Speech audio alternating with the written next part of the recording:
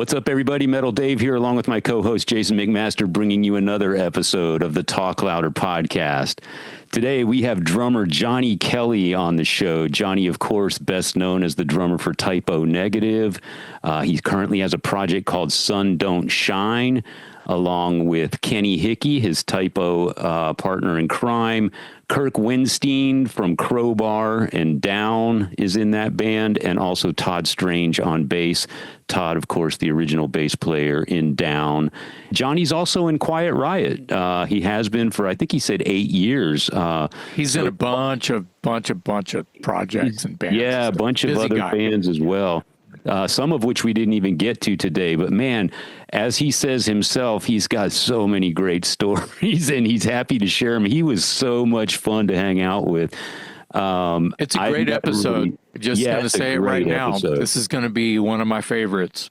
Yeah, it really was good. It was so much fun. I expected to enjoy it, of course, but Johnny was just so easy to talk to, so easy to hang out with, and just a total pleasure. Before you know it, the time just flew by, but he was worth every minute of it. Really enjoyed the show.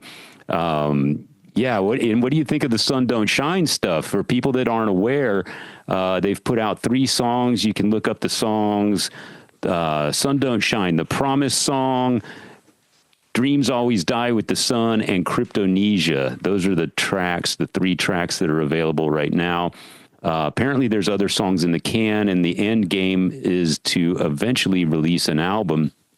And as we discuss a little bit in the episode, you might think, given the ingredients of this band, Type O Negative meets Crowbar meets Down, you might think that it's just going to be the sludgiest, heaviest thing you've ever heard. But and there is some of that, don't get me wrong, but there's also a lot of melody, a lot of classic rock elements. I think it's very accessible. Kenny Hickey's vocals are incredible. Yes. And it's a great mix. You think about it, I'm sorry to interrupt, Dave, but you think about early Down, there's so much melody, in the mid-90s Down, and there's so much melody in Type O Negative. Oh, yeah, for sure. I mean, like where the verses and the choruses, there's a lot of notes in one phrase. In the vocal patterns, right? So when you think like that, and then you think about Peter Steele's voice, and you think about Philip Anselmo's voice, and you think about Kirk Winstein's voice, there's a difference. You have this pre-notion of what it's going to sound like. Mm-hmm. Just put all that aside if you can. Yeah. And have an open mind, because Kenny is coming from his own place as a singer, even though, and he told us this on the podcast he did with us a little while back, if you listen to Type O, all the high harmonies and such, that's all Kenny. Yeah. All of the sort of sweet melodic stuff that's happening and all the Type O, that's Kenny. Yeah. So if you try to grab onto that, which is hard to do because he's complimenting Peter. He's not, right. There's no showboating because he's complimenting the Type O material with his contribution vocally. Right. But once you go, okay, wow, that's impressive enough, and you hear him take over lead vocals, it takes you on a whole new ride. So, yeah. I love it. Yeah. The Sun Don't Shine stuff is really good.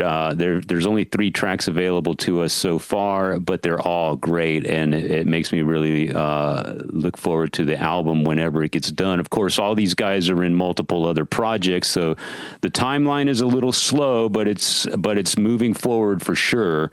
And there are other songs in the can, and maybe a couple more coming. I know that when we talked to Kenny, he did hint at, 8 or 9 songs, something to fill out an entire LP. So we have that to look forward to. But in the meantime, Johnny Kelly was just so much fun today. You guys are in for a great episode. I thoroughly enjoyed it. And he was kind enough to tell us that he thoroughly enjoyed it too. At the end of the show, he thought this was the best podcast he's ever done. So thank you very much for that, Johnny, and for your time today. That was really cool of you. Johnny Kelly today on the Talk Louder podcast.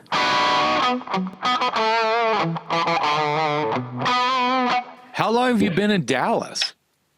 This summer will be 8 years. Wow. Oh, Yeah. wow. I don't think I knew that you were in Dallas.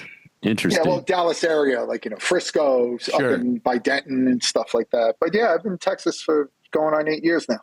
I don't know if you remember this, but I actually met you briefly at Vinnie Paul's club when they did the album release. Yeah, imagine that. Imagine that. Guilty as charged, right? Like how there's no words from Johnny yet. It's just God damn. The look on his face said it all. Like when you mention like the clubhouse and trying to remember something, like the same, it's usually it doesn't go together well. Right, those things don't. Or it's trying to clap and you can't. You miss the hands. No, but I do remember the record release party. That was for Seventh Void. We played at it. Yeah, no, I'm talking about the Rebel Meets Rebel album. That party. All right, I remember that. David Allan Coe was there, and I met him.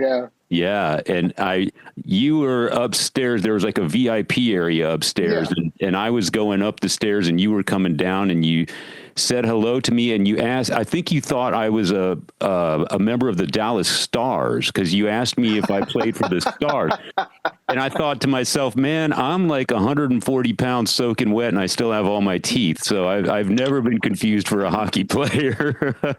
Well, that's not true. There have definitely been hockey players that have been, like smaller guys, guys like Theo Fleury and stuff. And, I'm a big hockey fan. So. I was, growing up in New York, a diehard Rangers fan and stuff like that. And, cool. Since I moved down here, I was just telling a friend of mine, I said, I've been down here 8 years. I haven't been to one Stars game.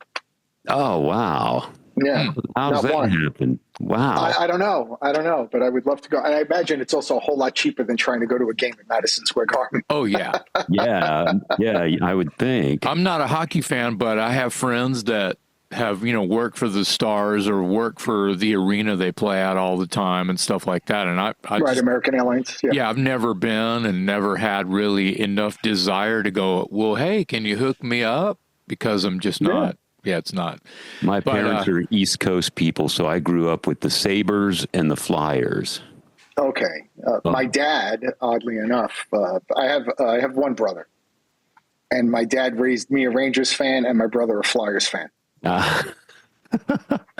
Always dissension under the household. Yeah. And when we would go to the games together, like we go to like Rangers Flyers games, somebody was going home mad. I see. So your dad's just starting shit so he can watch the sparks fly. I guess my dad was a fan. Like my dad was a diehard Rangers fan, but he also liked the Broad Street Bullies growing up. And that's a good band name. Yeah, that was the Flyers in the 70s. Basically, they pummeled their way to 2 Stanley Cups. Yes. Yeah. And my dad liked that. So for I guess he thought it'd be funny to raise us to have like a rivalry in the house. Wow. Or he just thought it was a good bonding experience. Well, he did that right. My brother and I are very close. We're good friends, and we're close. So but we're also close in age. We're only 11 months apart. Irish twins. Your brothers? Irish twins. Your brother's 11 months younger than me. Yeah. Yeah. Wow. My younger brother's. Yeah. Is he a mute player? He played guitar, but he got out of playing in bands like really early on. He saw the writing on the wall with all the drama and stuff. He stopped playing in bands, I think, when he was like 16, 17 years old. He was like, fuck this. Yeah. But he plays. He's still he likes to play at home. Okay. Right. Actually got him. He's played on a couple of Patriarchs in Black songs. Right. Oh, cool. Yeah. All right. Wow. Actually, we just released a single on Valentine's Day. We did a cover of Kiss Is Almost Human. Oh yeah, great fucking song, man. Great. And my brother did the solo on that. Nice. Like we grew up, huge Kiss fans. So it's like anytime, like we do a couple of Kiss covers, be like, hey, you want to play the solo on it? Nice. Awesome. Hey, let's talk about that. Let's talk about that real quick. First off, do you know Scott LePage? I know of him. Oh, okay. So he was in. Speaking of Patriarchs in Black, he was in Hades with Dan, and Yes. Scott's the father of the guitar player for Polyphia. Okay. And Scott is also a Dan Lorenzo connection there, and he's in Dallas and has been in Dallas for. He was Dan was telling me about this. He was telling me about that. Scott lives down here. Scott lives like apparently he lives like right near me. Oh shit! You know, like I think he said he's in like Plano or something like that. Okay, is, right. You know, right down the road. Yeah, my oldest brother lives in Plano, so he's okay. Right. Yeah, I'm in Plano all the time. Wow. I get gas in Plano. Yeah, you stood right next to my brother, I'm sure, and you didn't even know it. Yeah. Well, Scott, it's funny you say your brother plays on some solos with Patriarchs in Black. Well, Scott LePage plays solos with Cassius King, Dan's thing that. Right. Yeah. So usually, like like stuff like that, when you have friends and you start doing stuff, you go to the same well. Like you grab the same people. Of course, I need you for this. Do this. I've said this for decades, man. Use your resources. Play with people that you love and care about, and that you don't have to turn around and stink eye on stage. Play with people that you know what I mean. Play with people that you trust. Like when Dan approached me about doing that. Patriarchs. I was like, I said, I'm already in like whatever it is, like 50, 75 bands or something. I play in a lot of bands. Yeah. And I was like, I said, I can't dedicate time. I said, I can't get into another band. I can't do it. I was like, if you want to get together and just like make music and record and stuff like that, I was like, that'll be cool. I'm totally down to do that. And when we were talking about it a little bit more, he was like, well, who would you want as a singer? Like, do you have anybody in mind for a singer or a bass player? And I was like, why just use one? Right. It was like, I said, like, if this isn't, it's not a band, it's a, whatever, like a project or, however you want to categorize it, it's all fun. Yeah. So let's have fun with it. And let's reach out to people, friends of ours that I wouldn't normally get the opportunity to do something like that with. Right. Yeah. And kind of like what Dave Grohl did with Probot. Yeah. Right. And I love that record. Where Dave was the main guy. And then he had all these other guest people coming in and but it was like his, right. That was all like original stuff, right? That was stuff that was geared towards each guest. Yeah. Well, I feel like what the proper name for this, you said project. Sure. It's a coalition. And it also ties into maybe something, and I'm not trying to give myself credit for something, but it ties into using your resources, like I said. Yeah. It ties into keeping this like pot of gold wide open. Hey man, come get you some. Yeah. And it's or a well, there's room for everybody. It's not it's not exclusive. It's the well in the center of a village that you might be standing in going, sure, man, come on and get you some. Yeah. Yeah. It's been, it's been a lot of fun that way, and it's like I said, it's, things I could get to play with my brother, like, the first thing that we did, my mother passed away in October. Oh, I'm sorry. But, thanks. But before that, my brother, I forget what song he played on. It was one of the Kiss covers that we've done. Almost Human, and then another one. We've done a bunch. We did Rock Bottom. We've done. I'm trying to remember the other song that he played on. I can't think of it right now. Like we've done like 4.5 records in 3.5 years. Yeah, Dan's prolific. He'll drive you crazy. He's sending you a new riff every 10 minutes. All the time. Yeah. And so I there was like a mention on online or something about the single, and it had my brother's name mentioned on it. And I sent the screenshot to my mother. Oh. And she was like, and the picture was of Dan and I. Okay. And my mother was like, "What did you do to your beard?"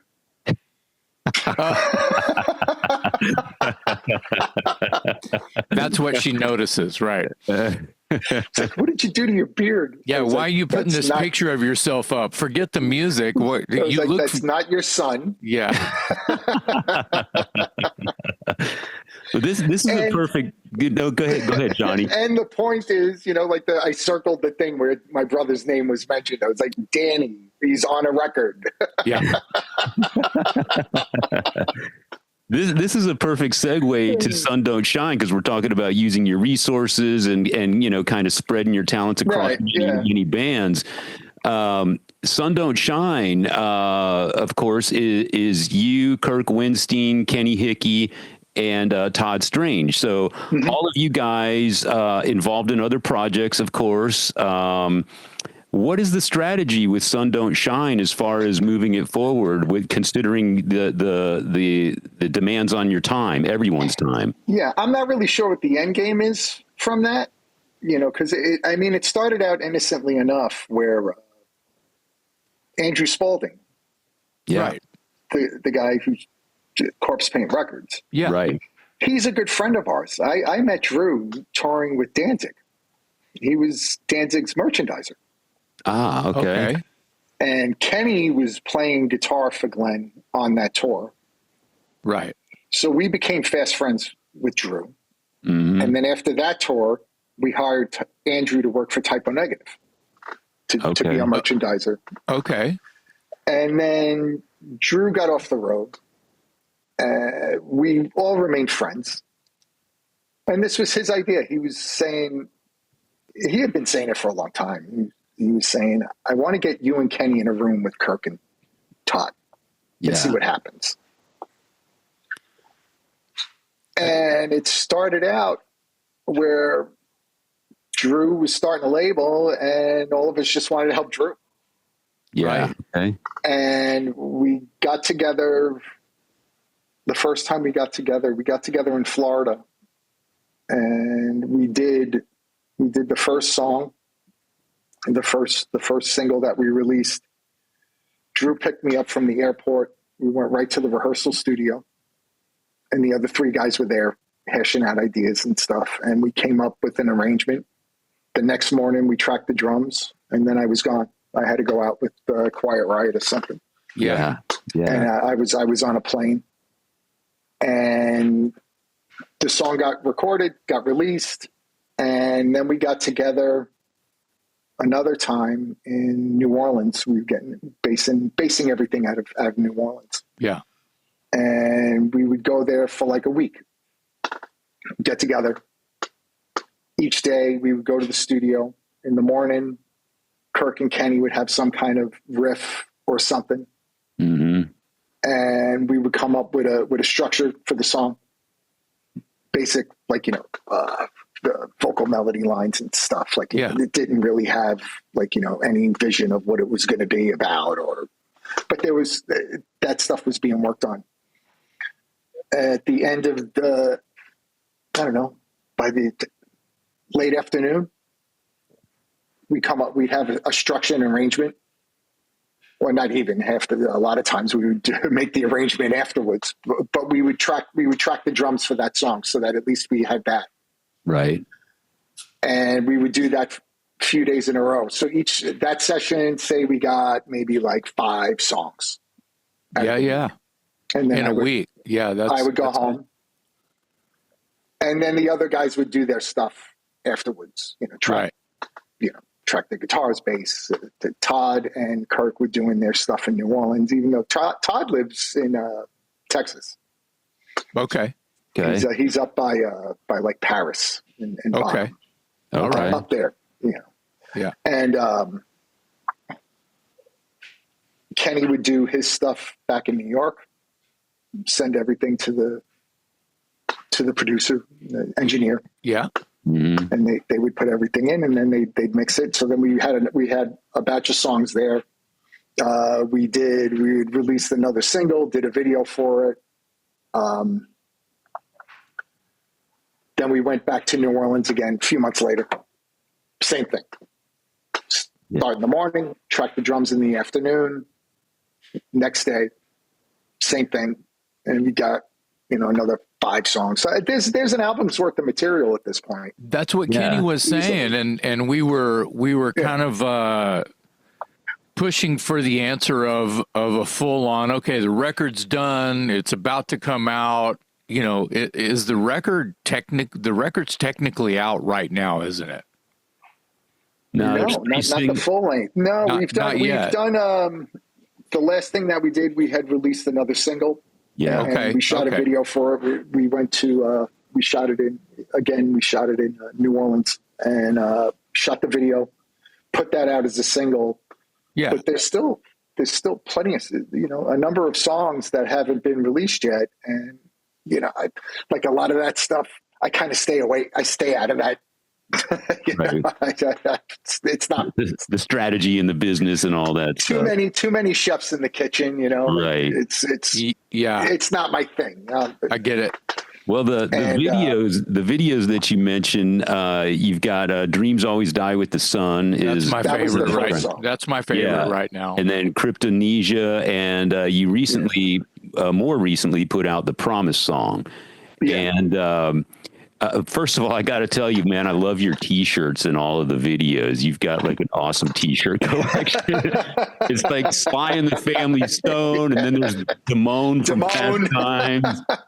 And the other one's the helicopters. The helicopters, Awesome. yeah. Yeah. So I love that you're. And Kirk is wearing my humble pie shirt in the last video. Oh, Okay. So you Yeah. are the T-shirt guy. Yeah. And I have like a bunch of shirts that I wear when I play. It always has something on Soul Train or like Rick James or Kiss or Aerosmith. That's awesome. It's like I realize that like the more things change, the more they stay the same, and I'm like doing and kind of dressing the same way I did when I was like 17 years old.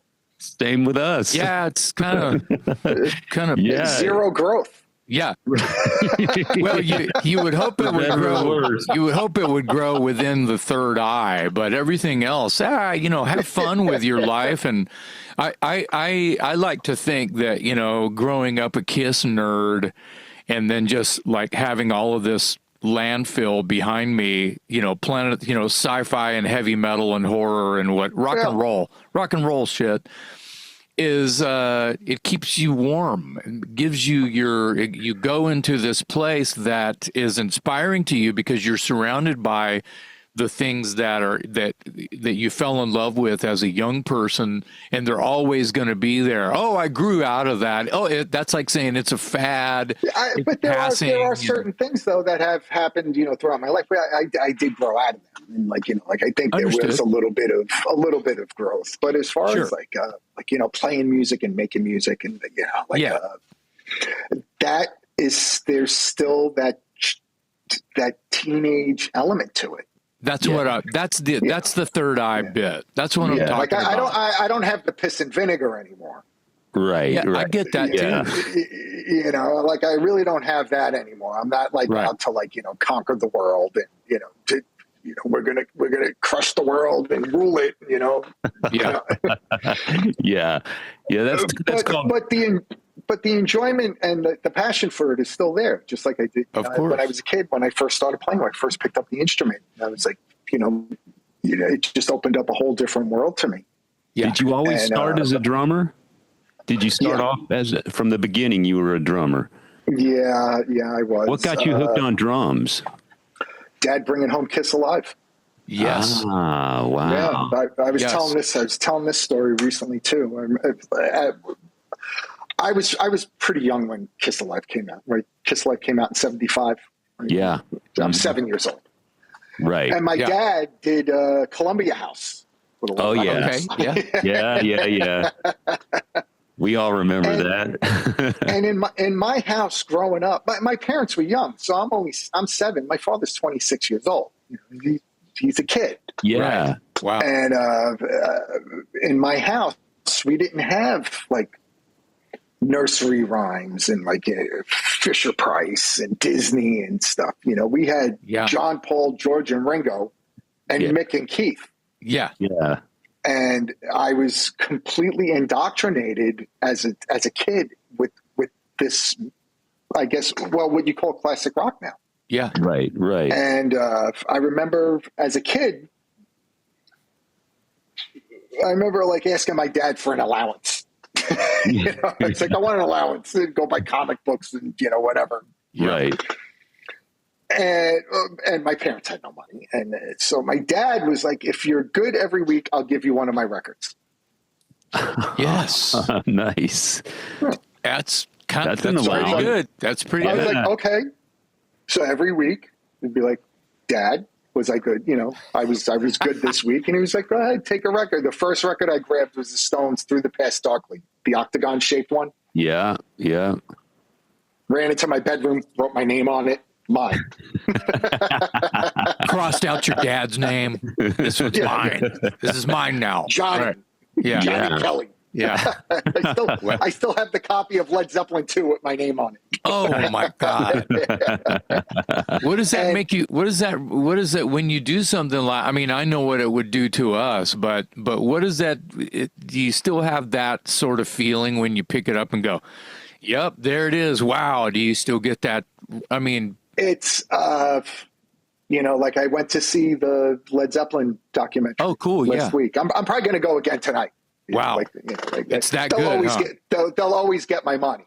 Yeah. Right. Yeah. And it's not like the movie that, like, the story and some of the stuff. It's not a lot of what you haven't seen already. Right. Right. Okay. If you're a Zeppelin fan. Yeah. Sure. It was cool to get a lot of the stories firsthand. Like Jimmy Page is talking a little bit now in his twilight years and stuff, Yeah. but for the most part, there was a lot of mystery, and it was always like third party of getting a story about them, like the books that have been written about the band and stuff. So it was interesting to get a firsthand take on it. So it was cool to hear about like Jimmy Page and John Paul Jones talking quite a bit about doing sessions. Yeah. Yeah. Yeah. And what was cool was hearing Robert Plant speak candidly. Like, if you ever see an interview with Robert Plant, he's always talking in metaphors. I love that about him. And never gets to the point. Yeah. There's an interview always talks around the question. There's an interview which with always leaves me with more questions. Right. Right. Exactly. So does he get to the point in this film? In this, he's very candid. Oh, nice. Candid and a lot more matter of fact. But it only goes up to like 1969. Second album, right? Yeah. Yeah. And so they're discussing, the band starting out, how they were like teenagers growing up together, and like Bonham's wife telling Bonham, "I don't want you playing with Robert Plant." She hated Robert Plant. Weird. Wow. And she was like, "That guy's nothing but trouble. I don't want you playing in a band with him." And then he comes home and he's like, "I joined Led Zeppelin with Robert. I'm playing with Robert." Yeah. Yeah. But what I loved about it was there was a little bit of live footage, not anything that you really haven't seen. It's all out there. Right. And but it got to the point where they were talking about where they were working on Led Zeppelin 2. And the mix that was coming out of the IMAX theater was fucking amazing. And I was just like, holy shit. I was like, I had no idea that it could sound better. Yeah. Yeah. And it's amazing. Like the kick drum, like when they're playing tracks, like there's a different mix for it, for like Whole Lotta Love. And it's like, the kick drum, you just feel it. It's bang, bang, bang. And I was like, just blown away. That's like, I got to go see it again, because I know that when I watch it in my house, when it's on like Netflix or whatever, it's not going to sound the same. No, it's not going to have the same impact as like, seeing it in the theater. State of the art. So I think I'm going to go again tonight, because it's going to be out in the theater soon. Well, that's what I've heard. Yeah. That the sound is incredible at the IMAX. Yeah. You have a Bonham thing with your playing. Yeah, that's what I was going to say. I have it tattooed on my arm. So like, I wear it on my sleeve. I literally do. Okay. Right. Yeah.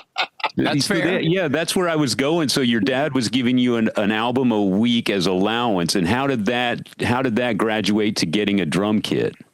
I didn't get a drum kit until I was like 19 years old. I was even if my parents had the money for it, my mother was totally dead against me playing.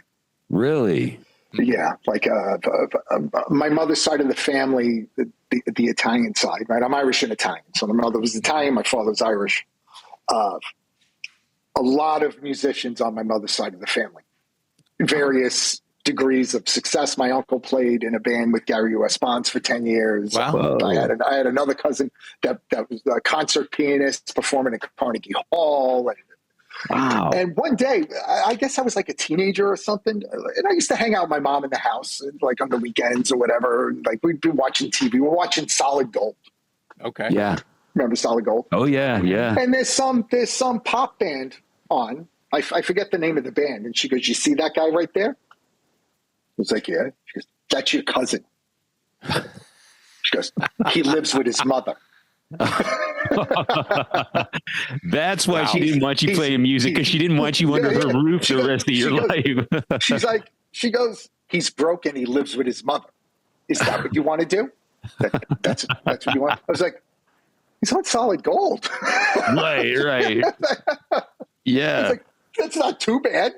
Right. And when I got, she was always against it. So my mother was, there was no way I could have a drum kit in the house. It was completely forbidden. And my uncle ruined that when he was a teenager. We lived in a mother-daughter house, 2-family house. Okay. And I remember as a kid, he had his band practicing downstairs. Oh boy. In the basement. I think they got like a half a song in. My grandmother came running down, everybody out. That's it. So then when my brother and I we're starting to get the bug and we're starting to play, my mother's like, "Absolutely not. My brother could have a guitar, no problem." Right. He had guitars. I was like, "Danny can have a guitar. Why can't I have drums?" She goes, "I can't hear Danny.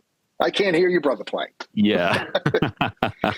I mean, it was a whole summit when I finally got a drum set and I brought it home. This was like, like threat to the free world. Like it was like, "What's that?" Yeah. "It's my drums." "What are you doing with them?" Right. "It's my drum set and I play drums and they're mine."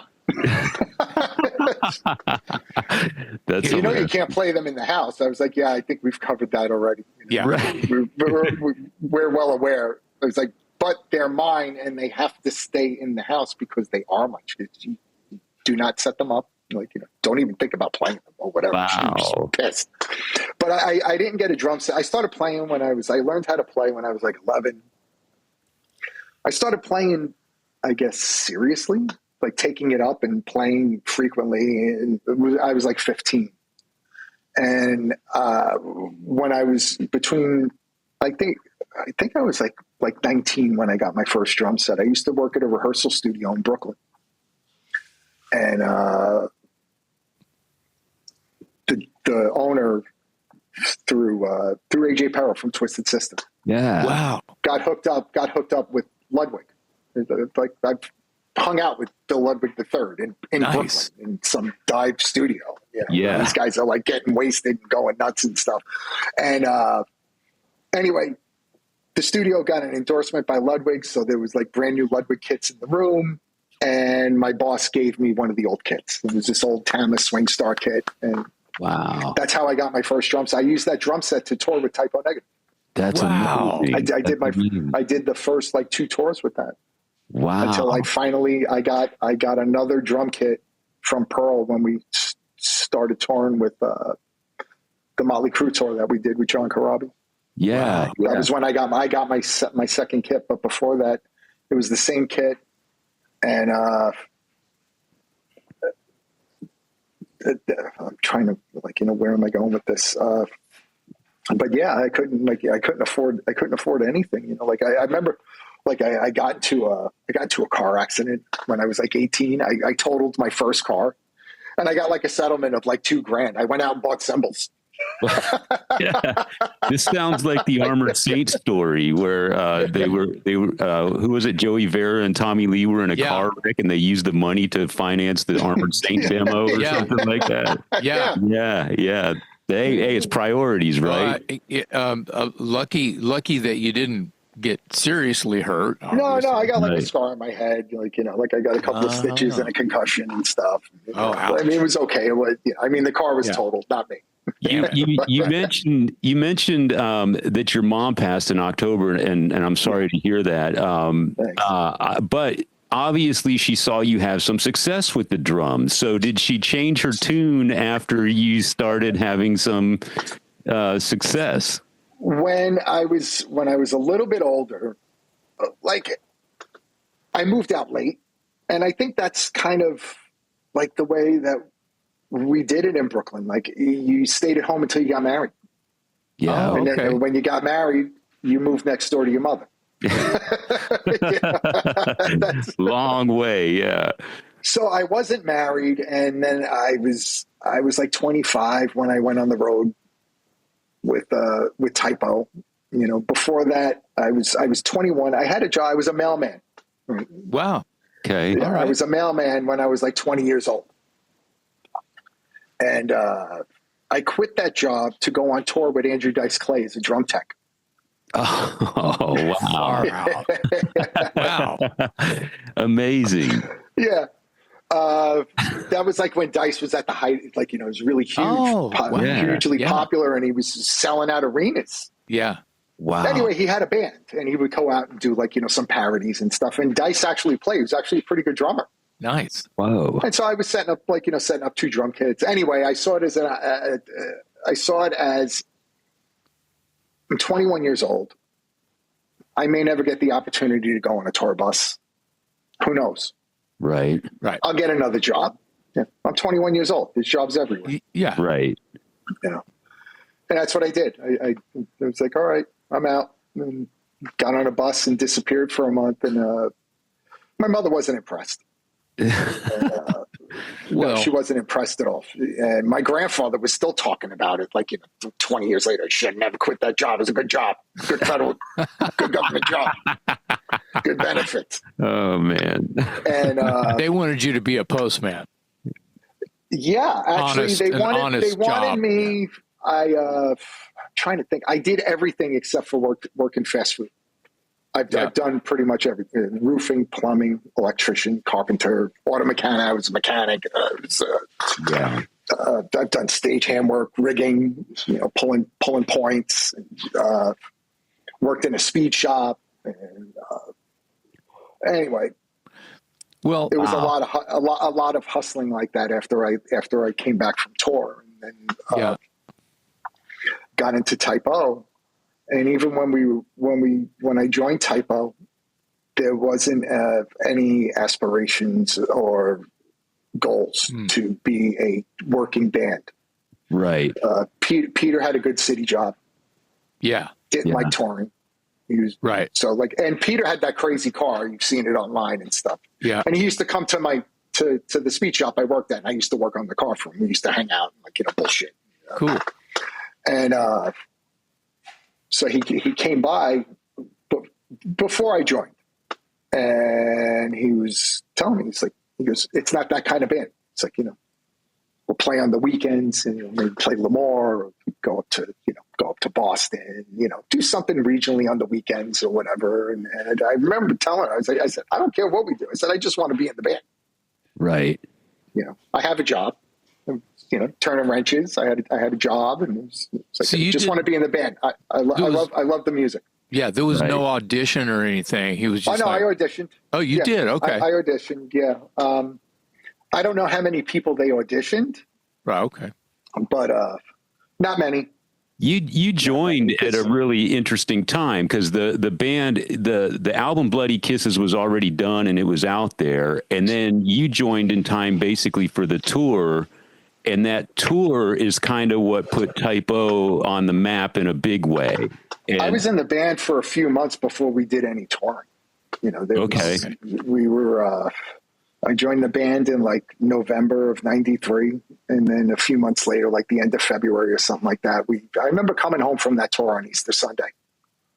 Yeah. So whatever, 6 weeks prior, and I remember my manager calling me at work.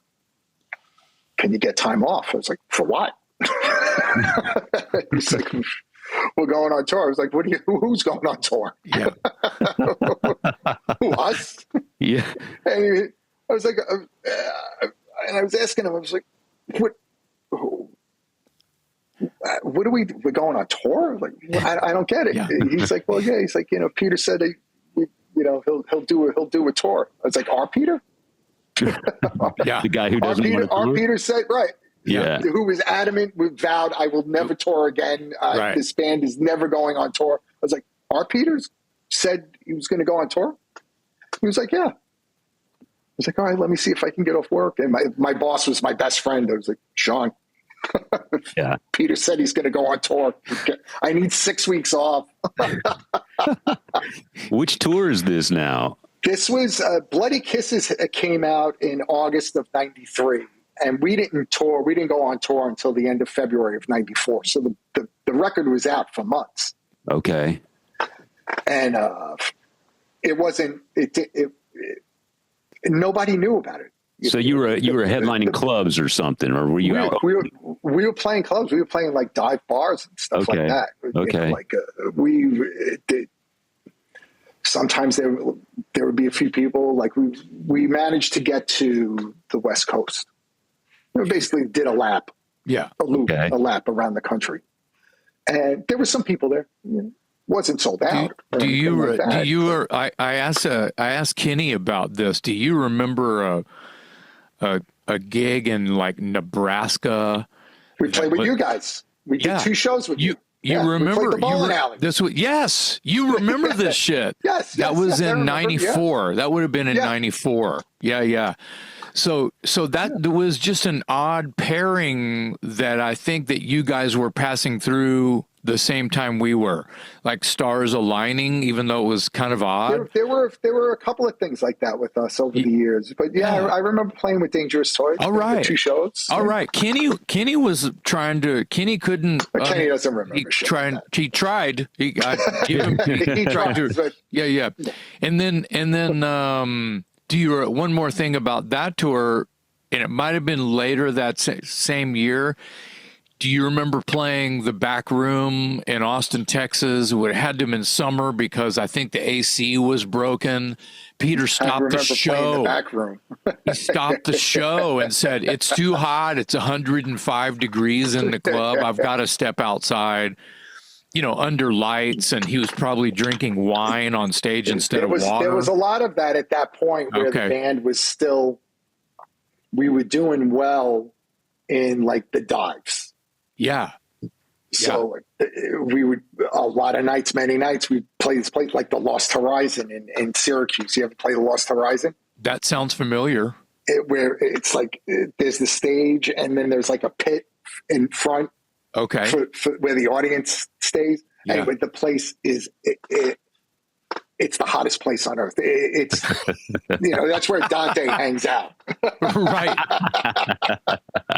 Well, the place is still open and in business. Wow. And we had a similar situation like that. The place was sold out, probably oversold. Yeah.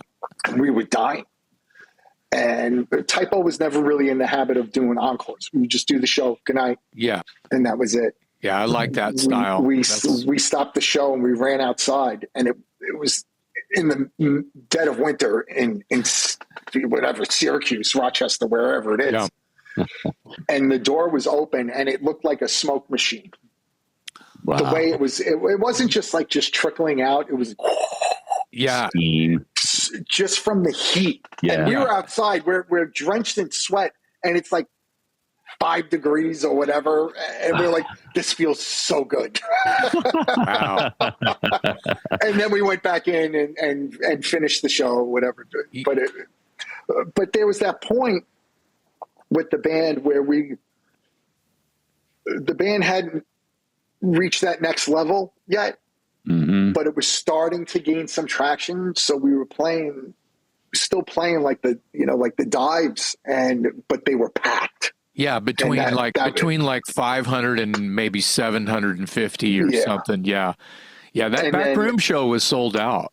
I still have the ticket stub for that. It was fucking amazing. I remember my buddy Mike Solis bought the ticket for me, and what a great time for you. I mean, I could talk about Typo for an hour, but it was fun. There was a lot of that. Like at that point, it was.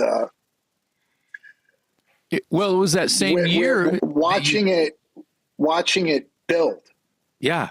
Yeah. It was that same year you got the Motley tour. Yeah, that summer. That's right.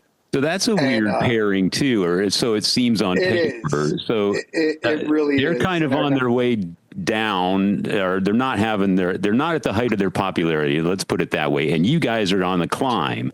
So it's when we did that Motley Crue tour, nobody knew who Type O Negative was. Yeah, undoubtedly, there was the band had a very small following. We were playing little clubs and stuff. The only thing that we had done of like any significance prior to the Motley tour was we did 12 shows with Nine Inch Nails. Mm-hmm. Oh, and that was Downward Spiral had just come out. Okay. And they were doing smaller for Nine Inch Nails, like the Moore Theater and the Warfield in San Francisco and the Palace in LA. Yeah, and they were doing multiple nights. 1,500 to 2,000 maybe. Right. Yeah. That seems a little more compatible. You and Nine Inch Nails, Type O and Nine Inch Nails sounds like the audience would be more receptive. Nine Inch Nails audience hated us. Really? Wow. That's surprising. I don't know if they hated us, but they hated us that night. Because it wasn't so much where you got booed or anything like that. We literally got zero response. Nothing. Wow. Not a middle finger, not a loogie of spit, nothing. Wow. Absolutely nothing. Wow. There was one moment, one night, somebody threw something on stage, somebody from the audience. And Peter was like, if you're going to throw anything, throw money. and the place started raining change. Oh, right. that would hurt. But that was it. Never, zero response. And it was, at the time, it was my job to go settle the merch. Easy job. Yeah. Put it back in the box. We're going home. I would go to settle. Like, how did we do tonight? We sold one shirt. One? Right. Yeah, one. And there were nights we didn't sell anything. Wow. So for us, it was tough.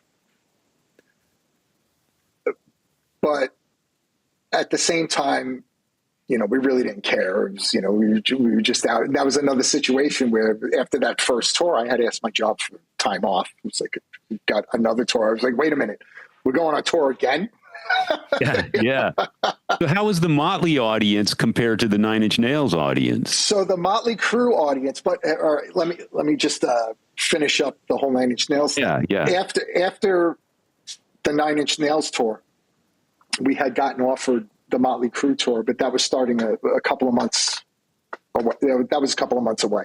Right. And our manager put us on the road in between, doing clubs again and stuff. And we went back to all the cities that we played with Nine Inch Nails, and all the clubs were packed.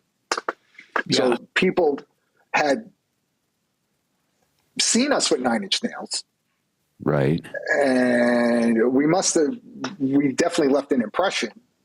Maybe after they were done ignoring us, they were like, "Oh, that band wasn't so bad." Yeah, I feel cool. Yeah. I feel like it's almost when you're all stuck in a trend. But I'm not throwing rocks at Nine Inch Nails. I'm a fan. And then you're not there to see the opening band. It's like, who wants to see anyone open for Kiss? You know what I mean? It's like, I'm here to see Kiss. Yeah, it's Slayer. Exactly. Yeah. That's the worst support slot of any band. Perfect ever. way to put it. I would never want to open up for Slayer. Yeah, but right. I mean, if the band is good and it's good, just because you and your friends are not losing your minds at the moment. Wow, wait a minute. And then after the fact, you hear a song, somebody buys a record, turns you onto the record, and you're like, holy shit, dude, didn't you just see these guys with Nine Inch Nails? It's like, holy shit, this record is amazing. And it starts to talk to them. Right. And that's kind of what happened. And our manager at the time, was this, Ken Creedy. He had this crazy, like, spidey sense. Like, he knew. He had great intuition on how to get this band Type O Negative, how to, like, get him on the map. Yeah. Right? And he was like, we came home from that tour, and all of us were completely like defeated and dejected. We were like, "This is the worst thing that's ever happened." You know, like it was like the Nine Inch like Nails tour, right? 2 weeks of just misery and depression and rejection, like all of that. And it was like, well, I guess, we'll just go back to work. Right. Let me just go back to fixing cars. Right. Well, the thing is, in your defense, the band and the record, I almost said quickly became. I need to omit that. Eventually became like this, known as, in my opinion, when I heard Bloody Kisses for that, just for sake, I thought it was this because I was into Carnivore. I had friends that were I had friends that were into Carnivore. So to hear Pete have this kind of new voice, right, and this thing that just seemed like it was this crossover of things. It was it was a stew. It wasn't just one thing. I agree. Yes, it was the foundation of is the Black Sabbath riff. Right. But then it went to so many other things, and Peter was drawn from so many different aspects. Like I mean, if I pointed out, you'd be like, "Oh shit, yeah." Like the heavy Duran Duran influence on our music. Yeah. Like that synthy, poppy kind of stuff. It made its way throughout the entire catalog. Maybe not so much on the first, even on the first record. Yeah. There's a lot of that in there, not just like the industrial sounds that Josh was using, like the jackhammers, and, the steam engines and things like that. But there was like this, even though it was very heavy and down tuned, and there's like, like the screaming and the pain and the suffering, there was this really strong pop element in what was going on. And it really did. It was all over the place, and you could tell, like, as we're working on the music, he's pulling from that. Let's get this, and it was always with Typo. It was always trying to fit a square peg into a round hole. Yeah, I hear like a new romantic, like the whole early Brit goth thing. The new romantic, like I'm drawing teardrops on my vampire makeup. You know what I mean? I've got a fake blood droplet tattooed on my mouth right here, and I feel like that whole like Bauhaus and that whole thing was on top. That it's in there. That's in with there. That's from like Peter and Kenny, like going to hang out in the Village, going to hang out at like the goth bars in the Village and stuff. I love it. Like going to Limelight. It's tying in with the bars. It's tying in with the Duran Duran thing and the just the pop, the Tears for Fears and the things like that. All that stuff that are dripping down into your Black Sabbath collection, and it's a beautiful nightmare. I think I always described it as like, oh well, this is heavy metal for vampires. I always called it a tragic comedy. That too, yeah. Well, that's how I always viewed it, because there was always like this element of grief, but there was always a pun and a punchline in it, or something from like Saturday morning cartoons, and right. Like it's those two disparate elements that somehow worked. Two things that don't make sense together. You blended them together, and it made sense. And the like kids being go ahead. No, go ahead. Like being a Carnivore fan, like like the lyrics in Carnivore are hysterical. Yeah. And there was that element even on the first record and stuff. Coming from the same neighborhood, there was a lot of the stuff, all the inside jokes I got. Right. And so he would make these references to things, and it was like, oh shit, that's fucking funny. That's hysterical. Not to mention you have like this whole poppy chorus and and then you have the call out and the answer with the backing vocals and stuff. And the lyrics are, I know you're fucking someone else. Yeah. I know, he knows. I said, I know. He said he knows. I know, he knows. I know. It's great. I was like, this is hysterical. But at the same time, he's talking about his girl cheating on him, and he's being devastated by it. Right. And there wasn't anyone, especially at the time, like in 1990, 1991, there wasn't anybody out there doing anything like that. No. Yeah. Nobody was. Yeah. And well, I was going to say, I thought it was just brilliant.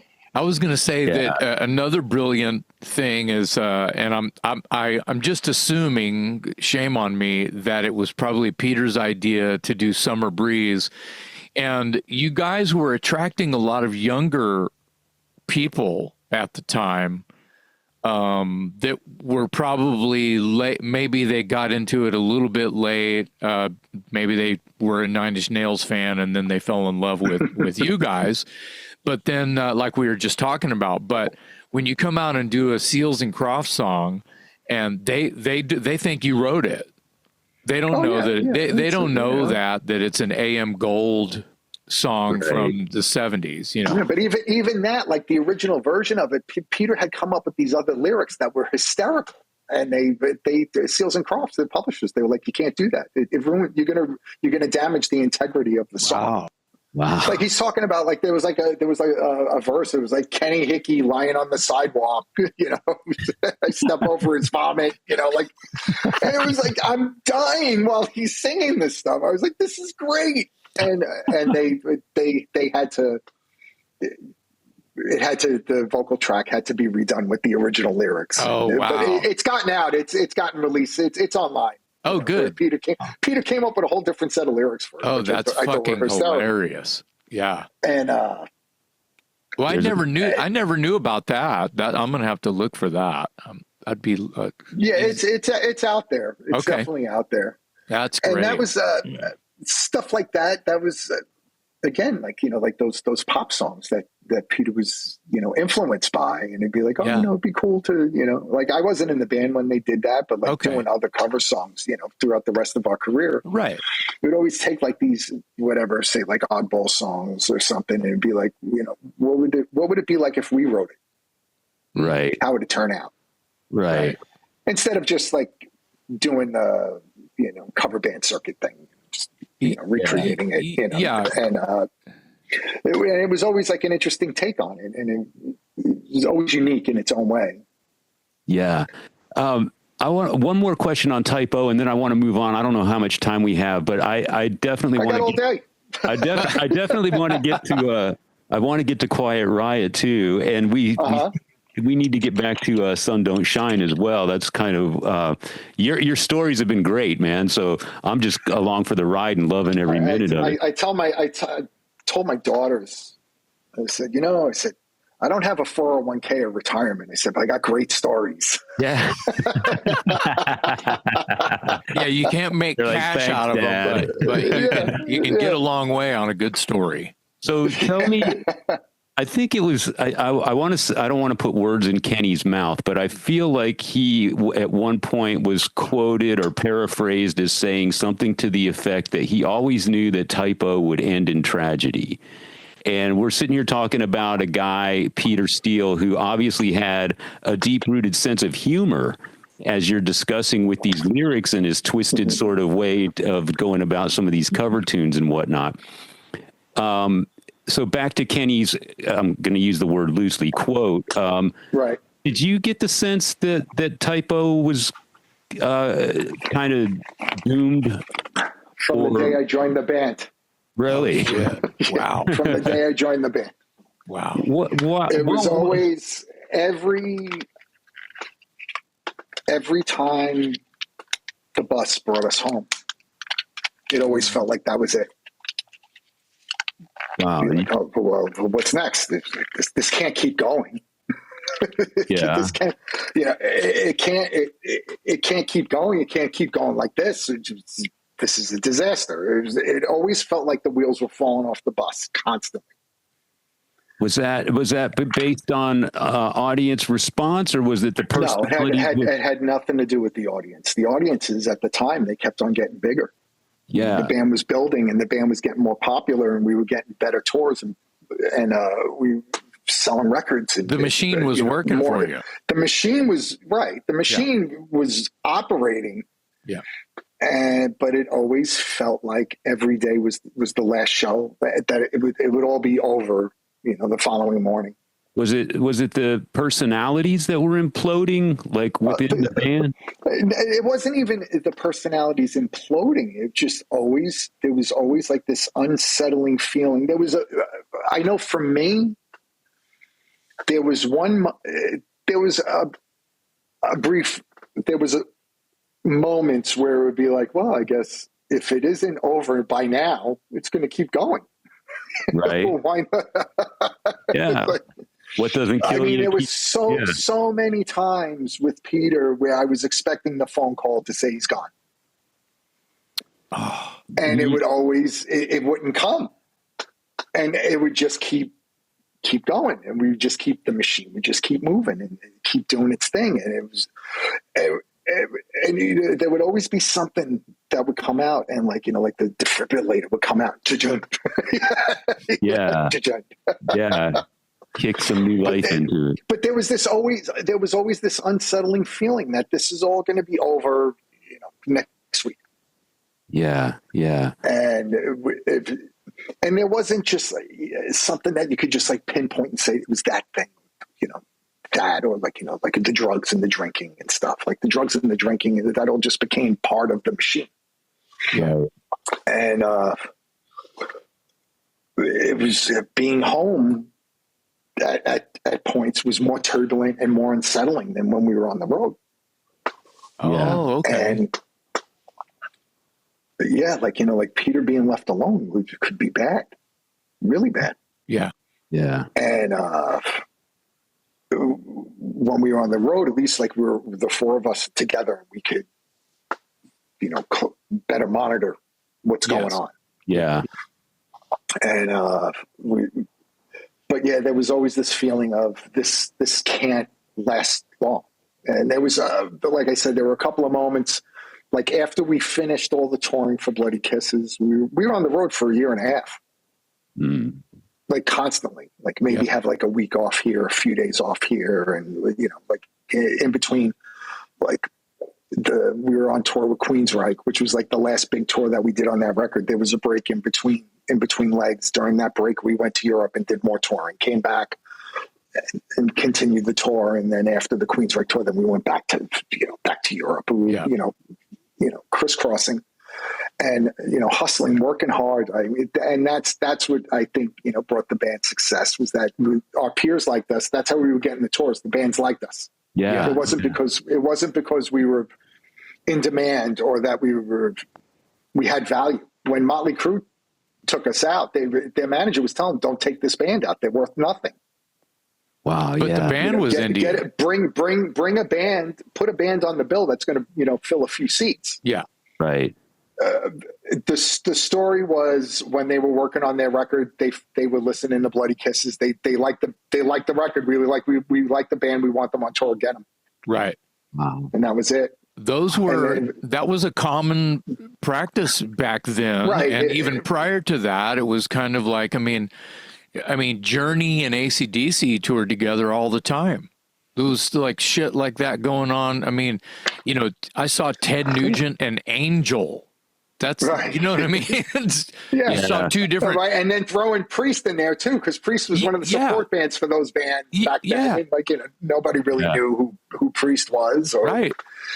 That was kind of common in the 70s, though, I think, because there was a lot of managerial connections and stuff. And I think what John was describing with Motley and Type O is the guys in Motley just said, we want that band. That's right. Yes. And that was the same thing with how we got the Nine Inch Nails tour. Yeah, yeah. Even though it was a very short run, what we were told was the band that was supposed to be the support act broke up like a few days before the tour. Wow, okay. And then Trent Reznor suggested us, and we got a call, and we drove in a minivan and a 10-foot cube truck from New York to Seattle. Wow! Oh my God! And we literally had a few days to do it. Long haul to make the decision and saddle up. Yeah, that was it. Get the truck, get a minivan, and go. Oof, man. Yeah, you have like 4 days to get there. That we got the call like 4 days before the Do tour. you remember what your take home was? I mean, what was? We didn't make it. We got paid. The band got paid $250 a night to do that. Yeah, that's what I thought. I thought it was going to be that. We got tour support from Roadrunner. Yeah, they saw that it was a great opportunity. For the band. Oh yeah. Like I said, totally deflating, and we were like, we felt like crap on the way home. It's like with our tail between our legs. And Wow. Yeah. Wow. We asked Kenny. Oh, go ahead. Go ahead. But, we got like $250 a night. Yeah, for those shows. That's a reality check. The first tour I did, we went out for 6 weeks. I came home with $750. Oh man. And at that point, I was like, I'm so glad I still live with my mother. Yeah. Right. Yeah. I was going to say that's not that's not even going to pay the rent when you get back after all. That barely bought drumsticks and heads. Yeah, right. Right. So you basically did it for, fun. And I hope you had fun. It was probably one of the best tours I've ever done. Amen. Vikings. Yeah. Right. Yeah. Would you do it? Would you do it again at this where you are in your life right now? Hell for no. $750 now. No. See, that's a reality. Yeah. I mean, not even in today's I'm not 25 years old living with my mother. Right. No. Right. No. Right. Exactly. I remember it being normal for anyone in a touring band to like, oh, I'm going on a tour. Okay, I need to break my lease, put everything in the garage at mom's house, and I don't have any bills. Now I'm ready to go on tour. And then a year later you come back and everything's just in the garage and bags, and you can. I mean, when I moved out from my mother after that tour, it was like I got home and my mom and I really, it's time. Yeah. I moved out. it was getting cramped when I would come home for a few days. Yeah. My mom was like, I like you out of the house. I like this. Right. She's like, can't but you get even then, tour? after that, I was, I tried to just make sure that I had a low overhead, make sure I had cheap rent, like the basics. I had a car, pay the insurance on the car. And that was it.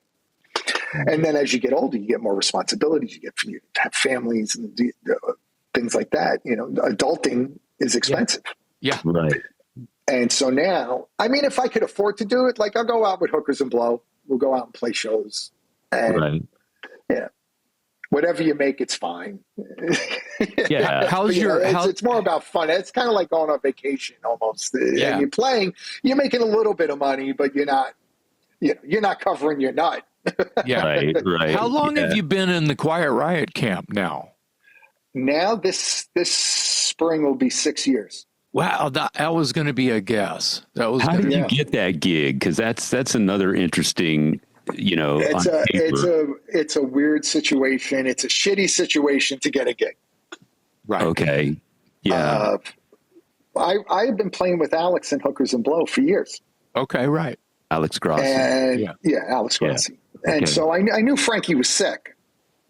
But now, they had a show.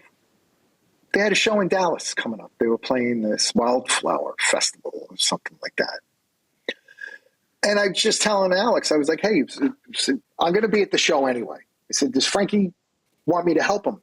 Keep an eye on it. I know he's going in for treatment. His ass is going to be kicked. Mm-hmm. I said, I'll help him set up and, just keep an eye on him so that all he has to do is just worry about playing and he has, he can save all of his energy for playing. Right. He was like, that's a cool idea. I'll ask him. Anyway, Frankie was into it. He was like, yeah, sounds cool. I was like, all right, great. And I just made a suggestion. I was like, look, if there's ever a situation and you need me to cover for Frankie, I was like, I'll do it. He was like, all right, whatever, keep it in mind. We'll see what happens. Everything was all touch and go with Frankie. Nobody really knew.